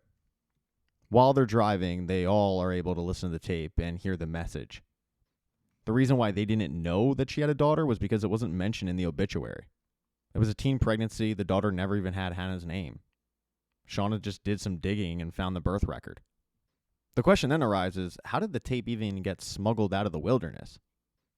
Ty ends up mentioning how Jen and Melissa got pretty close with Hannah, but both of them are dead. Misty points out that means there's two mysteries going on here. One, who brought the tape back from the wilderness, but two, why would Hannah's daughter wait 25 years to all of a sudden go looking for revenge? When the group ends up stopping for gas, that gives Van and Thaisa a little bit of time alone for Van to ask Ty, so what exactly did you and Lottie talk about that day? A frustrated Ty says, I went to go talk to her because that day you chickened out. I wanted to know her take on the situation. I mean, do you remember what she said the night that Natalie died? How it was pleased with us? Van thinks this is ridiculous, but Ty says, look, you're improving. I mean, even your doctor couldn't come up with a better word other than miracle. You didn't change your diet. You didn't get any kind of treatment. Van reminds Ty that she's not willing to live that way. And Ty tells Van, you don't have to. I'll live that way for you. AKA, I'll sacrifice somebody so that you can live a longer life. Van asks Ty, promise me you didn't do it. But before the Ty can answer, Misty and Shauna come out and interrupt the conversation. As they get back on the road, Misty gets a phone call from Walter. She tells all the girls that Walter's been real thirsty lately, and she starts off the conversation by saying, how many times do I have to tell you to stop calling me? Walter knows exactly what Misty's doing, so he gets right to the point. He got the DNA results back, and it was Shauna's DNA that was under Lottie's fingernails. That pretty much points to Shauna being Lottie's killer. Misty starts a group text in the car with both Thaisa and Van to let them know about the DNA results. It's pretty obvious, though, to Shauna, who's driving the vehicle, that they're all texting each other. She demands to know what's going on, and they beg Shauna to stop the car so they can confront her. But that's when Shauna's forced to stop the car because Van starts coughing up a ton of blood. They have to get her to a hospital immediately. When they get to the hospital, the only one that's allowed back is Thaisa. She lies and says that she's Van's wife. This, by the way, is big news to Misty and Shauna, who had no idea that Van even had cancer, let alone it was this bad. While Shauna starts trying to wrap her head around the fact that this is crazy, I mean, Van having cancer, that's when Misty accuses Shauna of killing Lottie. Shauna gets really, really defensive, saying, how could you even think that? And Misty says, because there's DNA evidence. Shauna denies it once again and asks Misty, what's your problem? I mean, Van is back there dying and you're sitting here accusing me of killing Lottie? The petty squabbling between these two continues until finally Shauna gets up and leaves. She's not going to listen to it anymore. As Shauna leaves all three girls in the hospital and heads off to Richmond, Virginia, Ty is by Van's bedside. And when she makes a comment like, I'm going to kill that guy for being so annoying and loud, it was another patient, Van grabs her hand because she wants to know that Ty isn't actually going to do it. Van, though, starts to hallucinate. She ends up seeing her old teenage self. She's back in the wilderness. And her teenage self tells her, we never actually cheated death. It was always an even trade. And then her teenage self lights the bed on fire. This causes real-life Van's heart rate to skyrocket, and doctors rush in. As the doctors are working on Van, she looks around and she sees Thaisa, but Thaisa looks like she's been eating dirt. And she tells Van, don't worry, I won't let them take your eyes. This isn't the end for us. You're not going to die. Van, knowing exactly who she's talking to, tells this other Thaisa, no, I don't want to talk to you. I want my Thaisa back. And Psycho Thaisa tells her, but I'm the only one that can save you right now. All of this, though, appears to be a hallucination. However, the doctors work tirelessly to get Van under control. Now, while all this is happening, back at the hotel, Callie confronts her dad about something that's been festering inside of her. She says, this whole time we've been thinking that bad things happen to us. And we've been telling ourselves that Mom is a good person. Well, what if in reality, Mom's a bad person? Jeff kind of brushes it off. He thinks it's ridiculous. But then Callie asks, did Mom ever mention crossing paths with frog scientists when she was in the wilderness? because in the fall of 97, 2 researchers and a guide disappeared without a trace, and it was less than 100 miles from where the Yellowjackets plane went down. Once again, Jeff thinks this is just ridiculous, but Callie says, well, I think the tape that got sent to Mom, I think that's a part of their research project. And Mom and Ty and Van, they all knew exactly what it was. While he doesn't want to admit it, this does make sense to Jeff. He starts scratching. He's trying to get his head around this. And Callie stops him and says, Dad, I think we all know that deep down, they're all capable of it. And as Callie and Jeff are having this intimate conversation, Shauna has arrived in Richmond, Virginia. She arrived at Hannah's daughter's house. She's parked outside, and she's brought a knife. In episode 8, Shauna fell asleep in the car and had a dream where she was doing her job at a grocery store and she was visited by Jackie, who just kept pestering her. When she woke up, though, it was the next day, it was daylight, and she gets out of the car and she heads into the house where no one's there, and she starts snooping around. But then the occupants of the house show back up. It forces Shauna to hide in one of the closets, and she sees Hannah's daughter come in, and Hannah's daughter now has a daughter. But Hannah's daughter, whose name is Alex, also has a wife named Callie. And Alex and their daughter have to get going. They really just stopped off to grab some food, and Callie says goodbye to him. But then Callie turns to the closet and says, okay, whoever the hell you are, you better get out here right now because you don't know whose house you just walked into. And it turns out Shauna knows exactly whose house she walked into because Callie isn't Kelly. Callie is actually Melissa. Melissa who faked her death. And when Shauna walks out of that closet holding a knife of her own, it takes Melissa completely by surprise. She was not expecting that. Shauna starts questioning Melissa on everything. I mean, the fact that she faked her death, the fact that she married the daughter of someone that they killed, the fact that she changed her name to Kelly, all of it. And Melissa just says, yeah, a lot's changed in the past 25 years. Melissa explains how exactly it is that she's alive. She faked her death, and it turns out that when you leave a note but there is no body, the cops really don't look into it too much, so it wasn't that difficult. No, the reason why I did it was because after we made it back, I was no longer one of you. And honestly, you scared the crap out of me. But then Melissa's phone starts buzzing, and Shauna, still holding the knife, tells her don't even think about it. So that's when Melissa just asks, okay, Shauna, what exactly do you want? Why'd you come here? And Shauna pulls out the tape. Melissa owns up to it right away, saying, yeah, I sent you the tape. Hannah told me where to find it, and she begged me to get it to her daughter, but I just couldn't. I mean, if anyone heard what was on it, and also, what good would that have done for her to hear that? To know what we did, to have to live with that, it didn't make sense. Shauna questions the fact that Melissa's other plan was to marry her, but Melissa tells her, I love her. I couldn't give her the tape, but I wanted to make sure that she was okay. And for years, that's all it was. We were just friends, but then it became more, and now we're married. Melissa then starts explaining to Shauna how much better her life is since she faked her own death. But Shauna doesn't care about any of it. Shauna sits down and asks her, why did you send me the tape? And Melissa tells her that it was haunting her. She had it in a safety deposit box for years. It's just insurance if any of them found out that she was alive and came after her. Her anxiety about the tape went up after she found out about Lottie's cult and Natalie dying and then that cop's death. She started having horrible nightmares, and then she started having nightmares during the day, like they were just daydream nightmares. She realized she had to do something, and that something was getting rid of the tape. She then tells her, Shauna, you realize this was all in the note that I left you when I sent you the tape? But Shauna never received a note.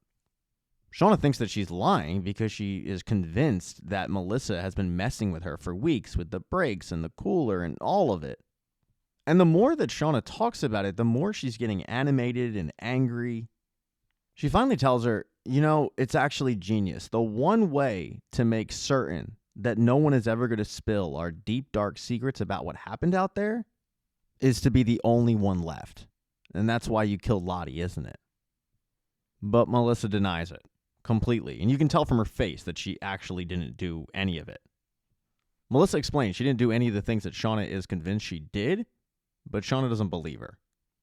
Melissa explains she really just wanted to get rid of the tape, give it to Shauna, and get on with her boring life. But Shauna says, you know, your boring life is only boring because you aren't actually you. You're using a different name. Your wife doesn't even know who you are. Shauna's phone then buzzes, and it's Callie. And Melissa can see that it's Callie, and she asks her, "You're telling me that I'm living a lie. Does your daughter know what you did? Does she know what you're capable of?" And Shauna proudly says, "Actually, she does." Melissa then asks, "And she still loves you?" And Shauna gives a little bit of a less convincing yes, to which Melissa says, "Yeah, who's lying now?" Melissa then gets real deep with Shauna. I mean, Dr. Phil style. She tells Shauna, "This is what you do. You stir the pot. I mean, even before the plane crash, you were hooking up with your best friend's boyfriend. You hate yourself, and you want everybody else to feel just as miserable as you are." Melissa gets up to go get some water, but she continues in on Shauna, diagnosing her, just poking and prodding.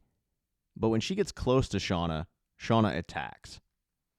At first, she pins Melissa down. She starts beating the crap out of her. Melissa elbows Shauna back. Now they're both bleeding. But Shauna's bigger and stronger, and she once again pins Melissa down, only this time she bites a part of her arm out. And she goes one step further, telling her to eat it. It's a visual that I can't really show you because I don't want to get demonetized. It's gross. Now, back with Shauna's family, though, Jeff and Callie, they needed a break. They couldn't stay in that rundown motel any longer. They decided to check into a nicer hotel. But as the two are enjoying dinner, Jeff notices from across the dining room that the two guys whose business he was trying to get, they just so happen to be at the same hotel. And Jeff, knowing that he needs their business, gets up and tries to make one last pitch to them, only he finds out they're going in a different direction. And that different direction just showed up. It's one of Jeff's biggest competitors, and he doesn't think it's the right fit for them. Of course, he wants their money. But unfortunately for Jeff, there's not a ton he can do about it. It just seems like Shauna really screwed the pooch when it came to getting this account. As a very dejected Jeff walks back to the table with Callie, he gets a phone call, and it's from Misty. Misty hasn't been able to get a hold of Shauna, and she just figured that Jeff would be with her. So Misty called up Jeff, wondering where Shauna is, but Jeff explains, "I don't know where she is." By the way, where the hell are you guys? You're at a hospital? What the hell are you doing at a hospital? Misty blows it off, saying it doesn't really matter, but just confirming that Jeff doesn't know where Shauna is, and Jeff says, "Yeah, I have no idea where my wife is. I thought she was with you guys." By the time Jeff does finally get back to the table with Callie, even though he's telling Callie everything's good, it's pretty clear everything is not good. When Jeff and Callie get back to the room, that's when they start trying to get a hold of Shauna, and that's when Callie called Shauna up, and Shauna sent it to voicemail. It's clear to Callie that Jeff is slowly breaking at this point. So much so that Callie tells him, "Dad, I need you to pull it together." As Jeff tries to pull it together, Callie tells him, "I'm going to say something, and I think you're thinking it too, but I don't think anyone's after Mom." And Jeff agrees. He doesn't think anyone's after Shauna. He thinks Shauna is jumping to conclusions about everything, and she's paranoid. Callie agrees. She doesn't know what her mom or her friends went through to stay alive, but now she knows it really messed them up. And whatever happened to Lottie, it has nothing to do with them. Jeff wholeheartedly agrees, and he tells Callie, "Go get your stuff. We're getting out of here. We're just going to go home." And they go to check out. And on their way out, they run into those two bros whose business Jeff was trying to get. He makes one last-ditch pitch, although this time it's way better. He basically blames his wife for the dinner, but reiterates that his company is the best company for their job. It's a way more alpha pitch and a lot less beta, which was his pitch previously. As for Shauna's friends, things are not going well in the hospital. The nurses tell Thaisa that it's best they prepare for the worst when it comes to Van. Her cancer is just too far gone, and there's not much the hospital, or really any hospital, can do for her. And Ty does not take that well. She's not about to quit. She knows there's something that she can do. So while Misty calls around looking for Shauna, Ty goes around the hospital looking for a sacrifice. She goes to the part of the hospital where there's no hope for those that are in it. I mean, they're dying. They're going to die. It's really where the hospital wants to send Van to. Because Misty is so distracted by trying to track down Shauna, she doesn't quite understand what Thaisa is doing until it's too late, when Thaisa tries to smother a guy with a pillow. But Thaisa can't bring herself to do it. Doesn't seem like Thaisa needed to, though. All of a sudden, the heart rate monitor starts going off, and Misty tells her, "We got to get out of here. We'll grab Van and we'll just check her out of the hospital. We'll figure all this out later. As Misty goes off to get the discharge papers, Ty has another visit from her alter ego. Now, it's unclear if Ty is outside of Van's room or just some poor, unfortunate soul's room, but Ty's alter ego walks in and is at the bedside when she starts hearing Ty from outside banging on the door, begging to be let in. The crazy alter ego tells Taissa, "I'm the only one who can save her now. You never had it in you anyway." Now, back in the wilderness, Travis and Aquila start following Cody to the pickup point, which is going to be quite a hike. And Aquila starts pestering Travis on the fact that they're doing this by themselves. They're not consulting anybody else in the group. And that includes, by the way, the person they were with, Misty, who lost her glasses. She fell by the wayside a little bit. But Travis feels like they don't have a choice. This is their one opportunity to get some help and get back to civilization. Aquila starts mentioning how we all knew that Coach Ben was our road home. And finally, Travis snaps and says, "Aquila, you had some messed up dreams. That's it. It's not real. This guide who's going to lead us back to help, that is real.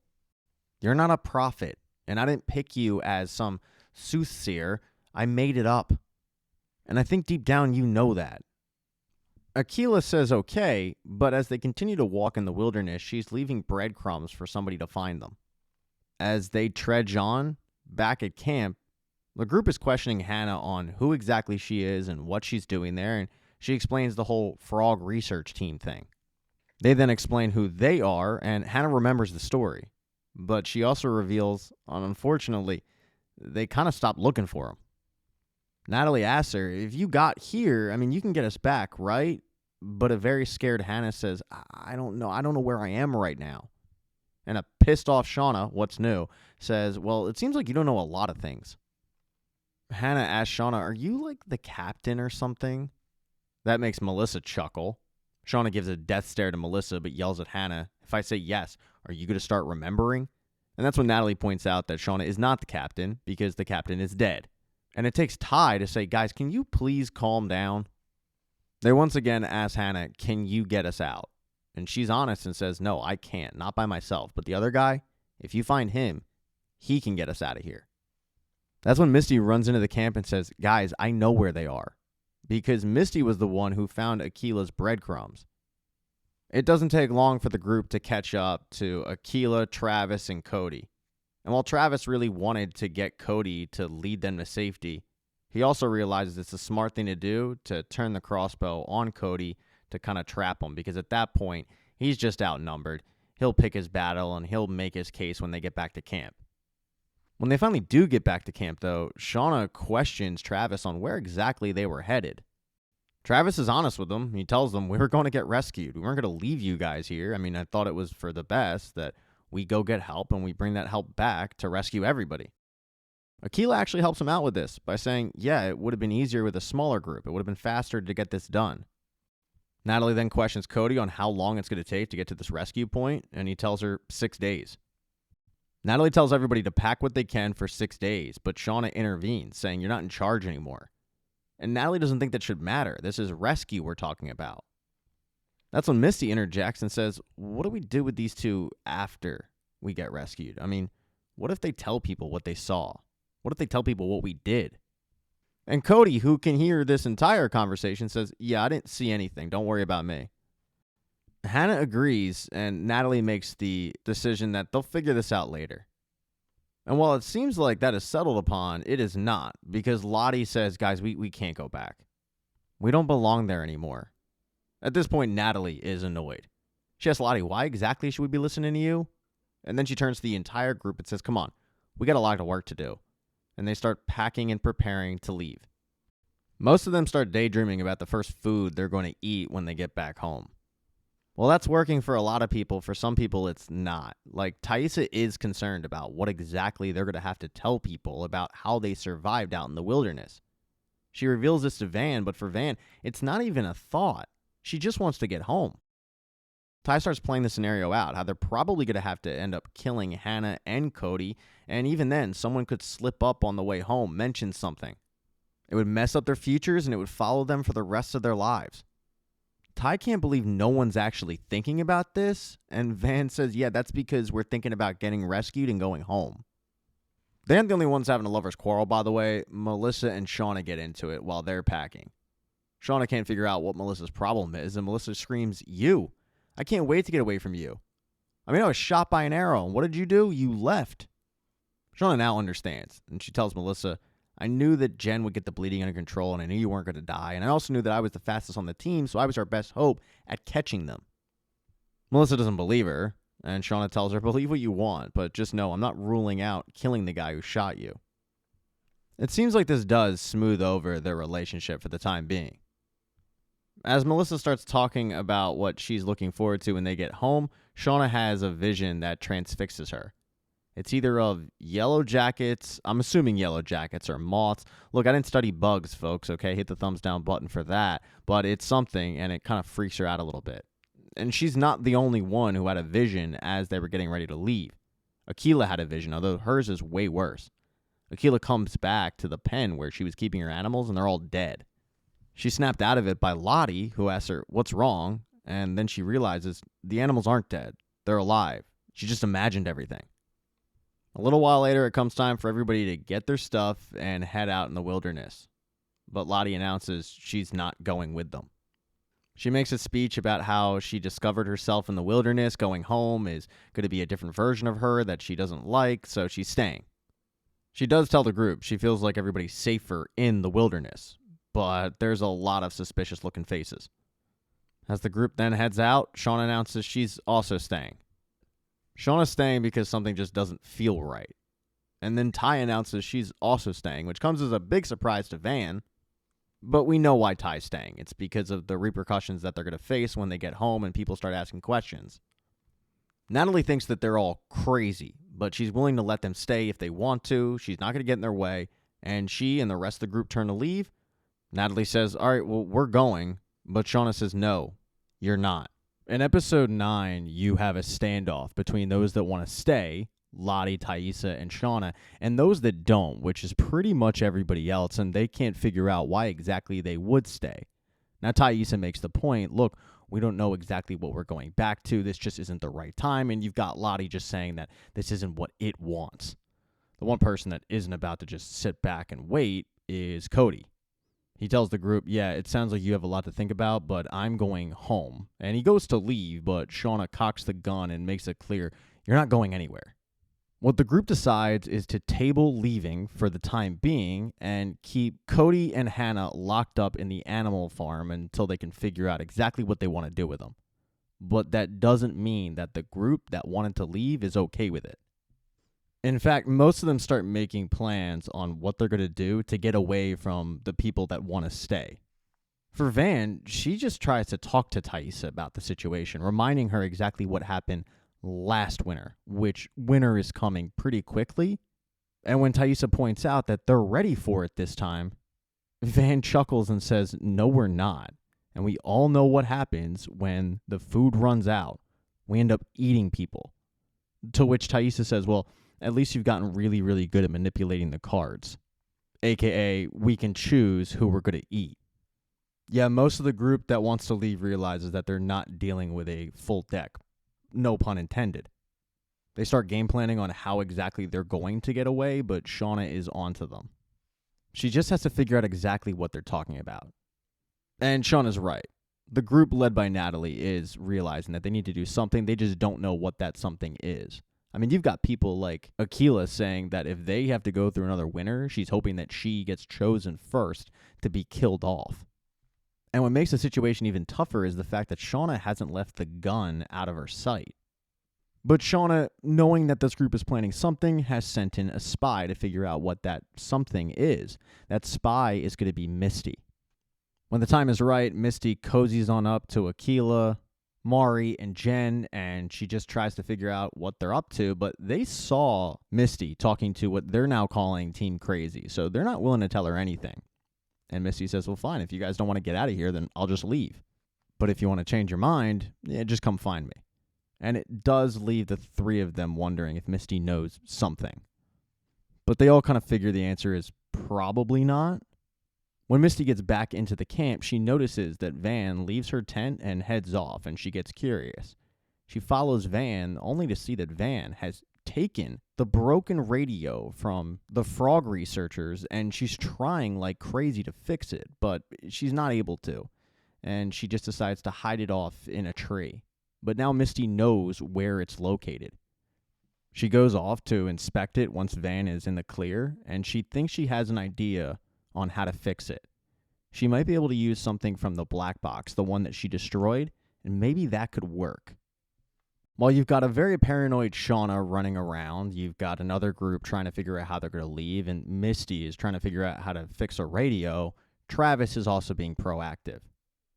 To Travis, the problem is one person, and that's Lottie. He feels like Lottie's been manipulating the entire group this entire time with just straight poppycock, and he's not about it anymore. He feels especially manipulated, having to take mushrooms and have visions and being told what those visions mean, when most of the time, in his opinion, none of it comes true. So he wants to take care of it. And by take care of it, he digs a ditch, he puts a bunch of sharp poles at the bottom of it, and he's planning on luring Lottie to the ditch. And when she falls in, she's going to die, and all of a sudden, they're free to leave, because there's no more luring of the wilderness and no one's believing it. But the problem is, when Travis does this and he lures Lottie to the pit, and he tells her that everything she's been doing is complete nonsense, and she walks over the pit, she doesn't fall in. Now, he tested this out, and it's supposed to work. He threw a log in, and boom, it went right to the bottom. But for whatever reason, when Lottie walks over the pit, she doesn't fall in, and she survives. Back at camp, though, things are heating up in a big way. Shauna, who is beyond paranoid at this point, walks by the animal pen only to see Melissa cozying up with Hannah. They're getting along really well, and that really pisses off Shauna. It gets to the point where Melissa goes into the tent and says, "What is your deal?" And Shauna gets really mean. She tells Melissa that she didn't think she was this stupid, how Hannah is simply using Melissa to escape, nothing more than that. This starts a huge argument between the two that starts in the tent but goes out into the public pretty quickly. It's a fight where Shauna claims that nobody cared about Melissa until Shauna started showing an interest in her. And that's when Melissa turns around, clearly hurt by what Shauna said, and asks her, "Why can't you be a nice person?" But Shauna, who has a bunch of eyeballs on her at this point, reminds Melissa she is nothing. Melissa tries to walk away, telling the group, "No, you all were right, Shauna's nuts." But when she tries to walk away, Shauna cocks that gun again. And Melissa calls her bluff, saying, "You're not going to do anything." But Shauna does do something. She fires the gun, and while it doesn't hit Melissa's person, it does hit her jacket, and it scares the crap out of her. But it puts everybody on notice that, yeah, Shauna will fire that thing if she feels it necessary. It doesn't take much for Shauna to feel it necessary. This lights even more of a fire in the group that wants to go home, because they want to go home to get away from Shauna. So not too long after the Shauna and Melissa fight, Mari leads Hannah to a location to quote-unquote pee, but in reality it's to have a conversation with Natalie, where Natalie hands Hannah a knife and says, "Look, if you want to get home, cut yourself free. Cut Cody free. And in the middle of the night, a group of us will be waiting, and we're going to make a run for it." In the middle of the night, though, when Hannah does try to escape with Cody, they're able to free themselves, but they're caught by Shauna. Shauna had a feeling that something was going down that night, so she didn't sleep much. At gunpoint, she asks Hannah, "Who gave you the knife?" And Hannah panics and says, "It was Cody. He gave me the knife," which Cody gets pissed off at. And that's when Hannah turns around and stabs Cody right in the head, killing him instantly. She then turns around and looks at Shauna and says, "Please, I want to be a part of this." And there's a group that was waiting to leave that is watching all of this from a distance, heartbroken. Their lone shot to go home just seems to have gone up in smoke, and to make things worse, it starts to flurry a bit. But there actually is hope. Misty goes to the black box, she locates it, and the part that was broken on the radio, well, there is a part on the black box, and it does appear to match up with what's missing with the radio. When she realizes this, she's actually caught by Natalie, whose reaction isn't a good one. It's not, "Oh, yay, we can go home." It's, Holy crap, you had the transponder this entire time and you were hiding it? She is livid. Now, with present day, Shauna has mounted Melissa fully. She's demanding that she eat her own flesh, and Melissa, having no choice, has to do it. But Melissa is able to escape. The problem is Melissa has run out of gas, and as she's standing on the side of the road, who happens to drive by her but Thaisa, Van, and Misty? Now, Van had an interesting conversation back at the hospital with her teenage self. In a drug-induced vision, herself reminded her that there is room to live and she still had a purpose. In fact, in the story, she could still be the hero, even though she was dying of cancer and it wasn't looking good. Thaisa, of course, had this grand idea that she was still savable, but at the moment, all they want to do is get to this house and make sure that Shauna hasn't gone full Shauna, which, of course, she has. And as they're heading to the house, they happen to see this woman stranded on the side of the road, and Misty goes, "Hey, she looks really familiar. Oh my God, that's our dead teammate Melissa." And when Melissa sees the three of them, she takes off running, thinking that they're as crazy as Shauna, but of course they're not. They get her into the vehicle. And Melissa tells them exactly what happened back at the house, how Shauna's gone full crazy on her. After hearing what Shauna did, they need to go find her, and while Melissa doesn't want to, she's forced to go back to the house, where Shauna is still waiting, cleaning up the mess that she had caused with all the blood and the blood. When everybody arrives back at the house, Shauna's relieved because they do have Melissa, so she can't run to the cops. She then asks the group, "Okay, now that you have her, what are we going to use to tie her up?" And Thaisa asks, "Whoa, can we wait a second here?" But Shauna doesn't want to wait. Not after Melissa admitted to sending the tape. And with Melissa admitting to sending the tape, she thinks that Melissa did everything, which means the cell phone, locking her in the cooler, and also killing Lottie. Misty finally comes clean about one thing. She tells Shauna that the cooler thing was her all along. But she reminds the group that it was Shauna's DNA that was under Lottie's fingernails, and it was Shauna who was in the city the day that Lottie died. And that's when Shauna tells them the whole story about Jeff and the cat, and that's the reason she was in the city, which doesn't seem believable to just about anybody, but it's the truth. Misty still believes that it was Shauna who killed Lottie, and Shauna still believes that it was Melissa who killed Lottie, and they're not getting anywhere. It's Thaisa who gets the group together and says, "Look, I don't believe that Shauna killed Lottie, but I think for the moment, we need to figure out what we're going to do to mitigate this current situation." That's not good enough for Misty, though. She tells everybody, no, this is Shauna's mess. She can clean it up. She goes to leave, but before she does, she turns to Shauna and says, "Don't believe for a second that I won't get to the bottom of this." In order to get to the bottom of it, though, she's going to have to call up an old friend, and that would be Walter. While poor Walter thinks that he's helping with the matter, Misty's just using him. But they do discuss the case. Just like Misty, Walter thinks it's pretty clear-cut. Shauna's DNA is under the fingernails, and that's damning evidence. But Misty actually called the Humane Society and checked out Shauna's story, and it does check out. She feels like she's missing something with this case, and maybe they were wrong about Shauna and just pinning it on her. She knows that she wants to look at Lottie's phone to figure out if she did in fact miss something, and it turns out Walter cloned it. She convinces Walter to give it to her and then talks him into going in the house looking for a fool's errand while she skims through the photos, and that's when she finds evidence that will lead her towards Lottie's killer. Armed with this evidence, she takes off, leaving poor Walter sitting there with a chocolate martini that he has to drink alone. A sad martini, if you will. Back at Melissa's house, though, the group does end up tying up Melissa. Shauna tells the group how Melissa married Hannah's kid, which takes everybody off guard. But when Melissa tries to explain herself, Shauna doesn't really want to hear it, and her, Thaisa, and Van go in the corner to discuss what they're going to do. As they're doing that, Melissa ends up closing the flue of her fireplace, which is going to trap a bunch of carbon monoxide in there and basically kill anybody. One person it's not going to kill, though, is Van. She's not feeling well. She decides to go sit in the car, which leaves only Shauna and Thaisa back in the house. This leaves Shauna and Thaisa to discuss what they're going to do with Melissa, but that's when the carbon monoxide takes hold. It knocks everybody in the house out.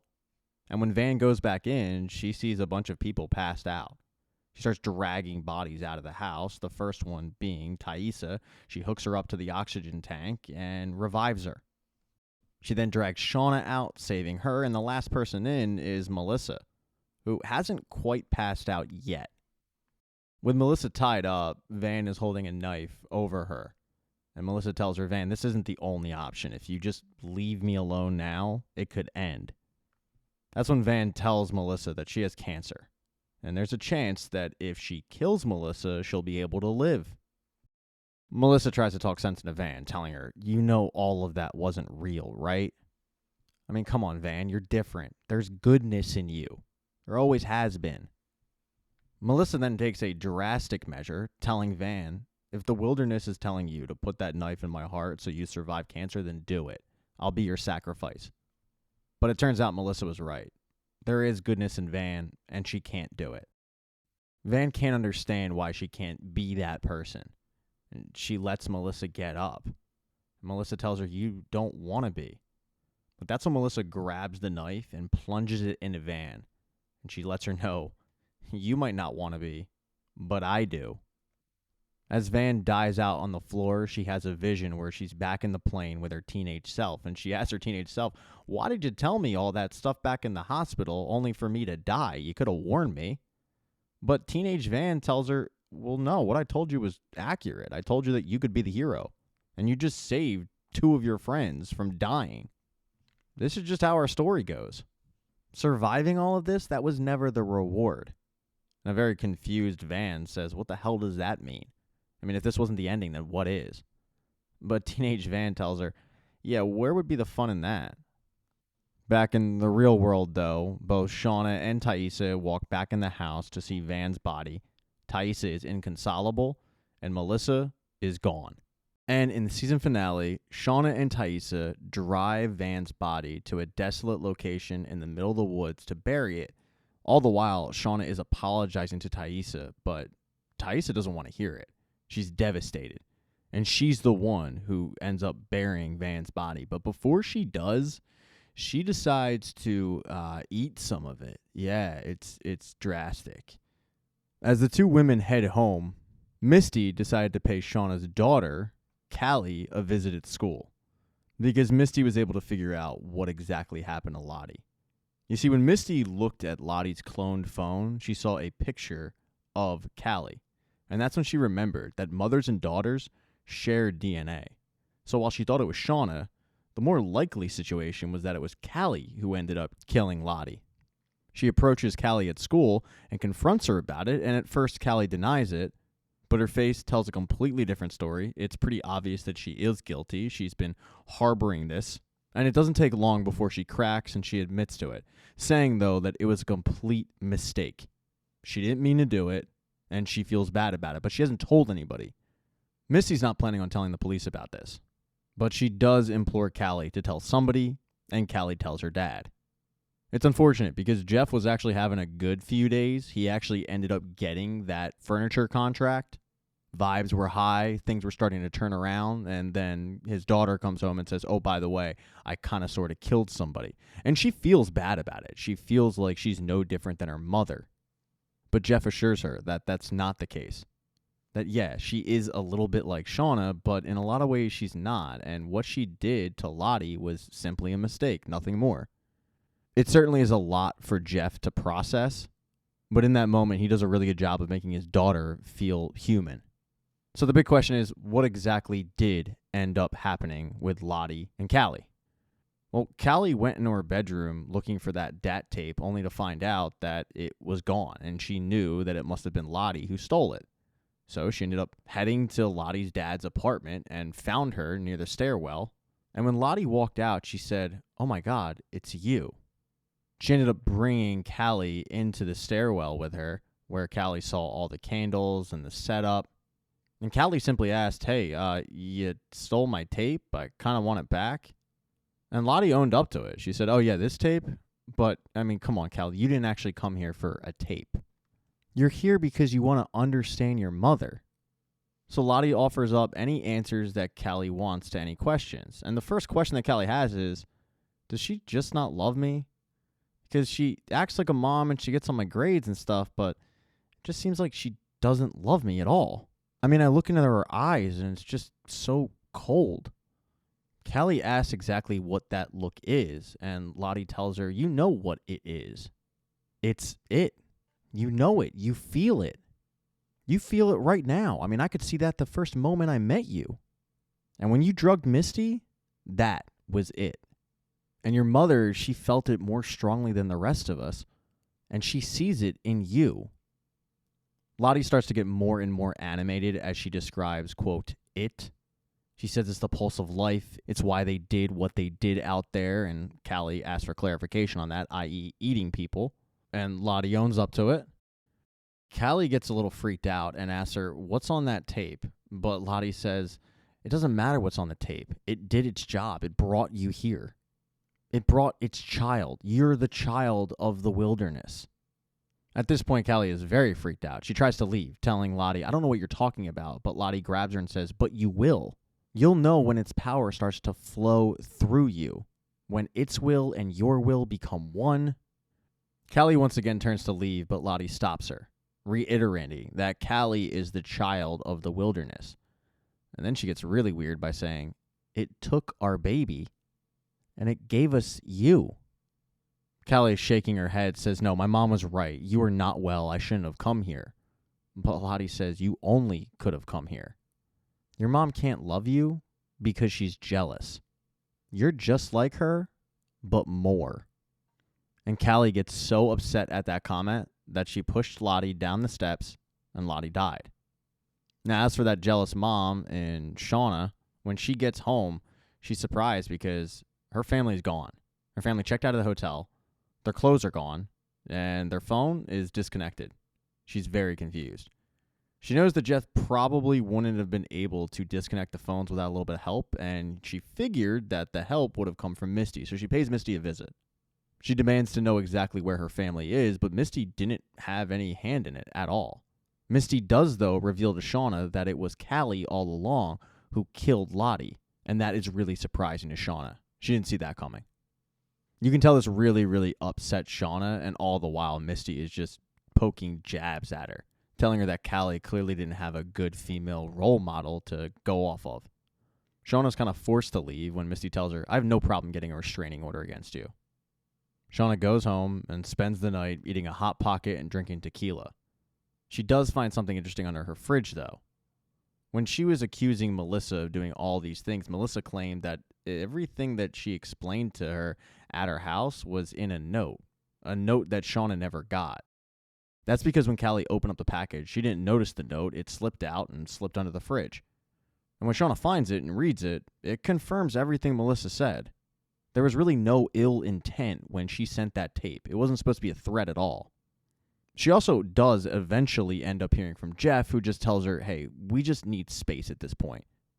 But Shauna has become an untenable situation. She's a liability, a big one. And that night, Taissa meets with Misty and says, we got to do something about her. I mean, she keeps journals of what happened out there. She's killing her lover. She mutilated her ex.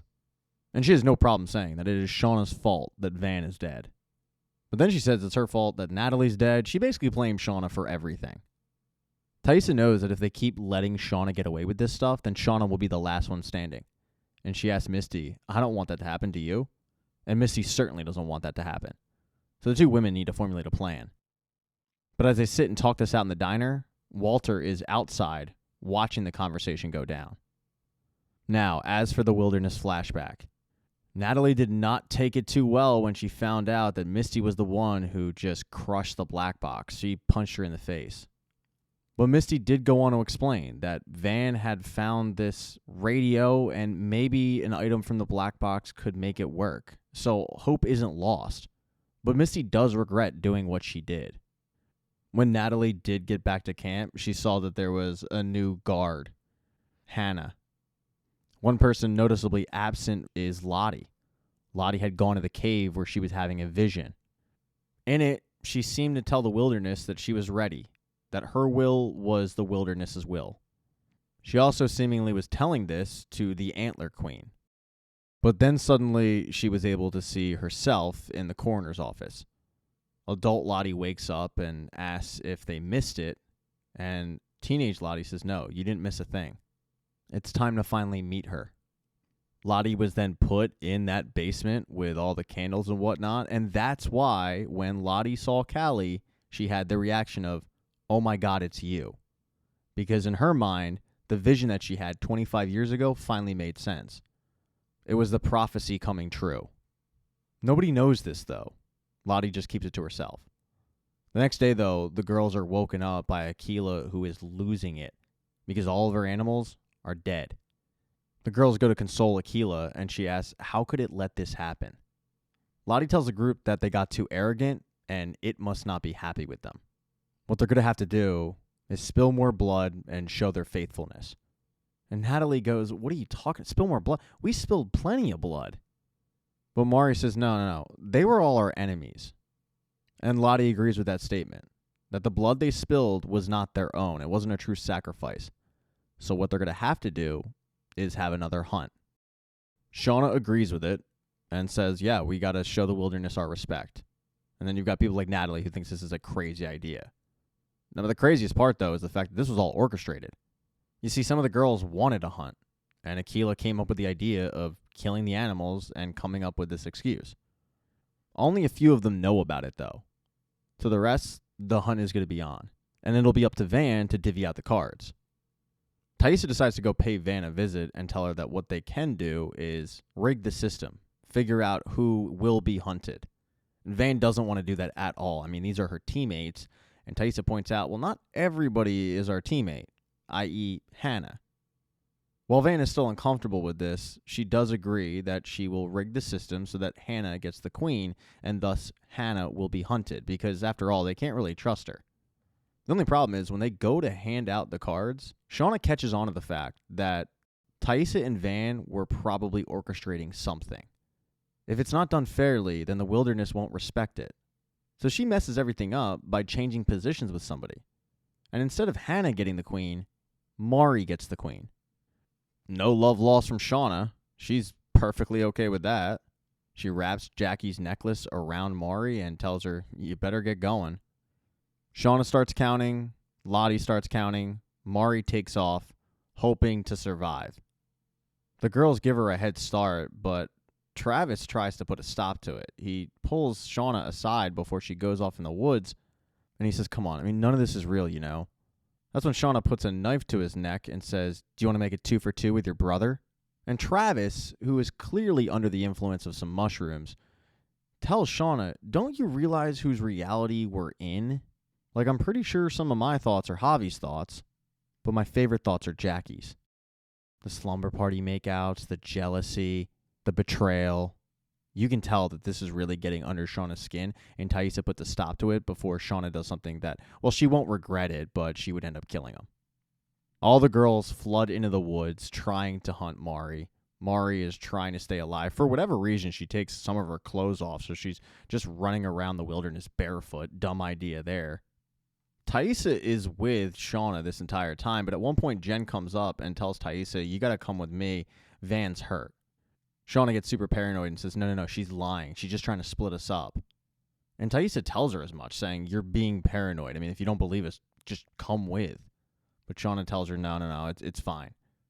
This time, though, Shauna was correct. Because Jen was trying to take people off the scent of hunting her friend. She admits as much when Van shows up looking perfectly healthy, wondering what exactly Jen and Taissa are doing in the woods.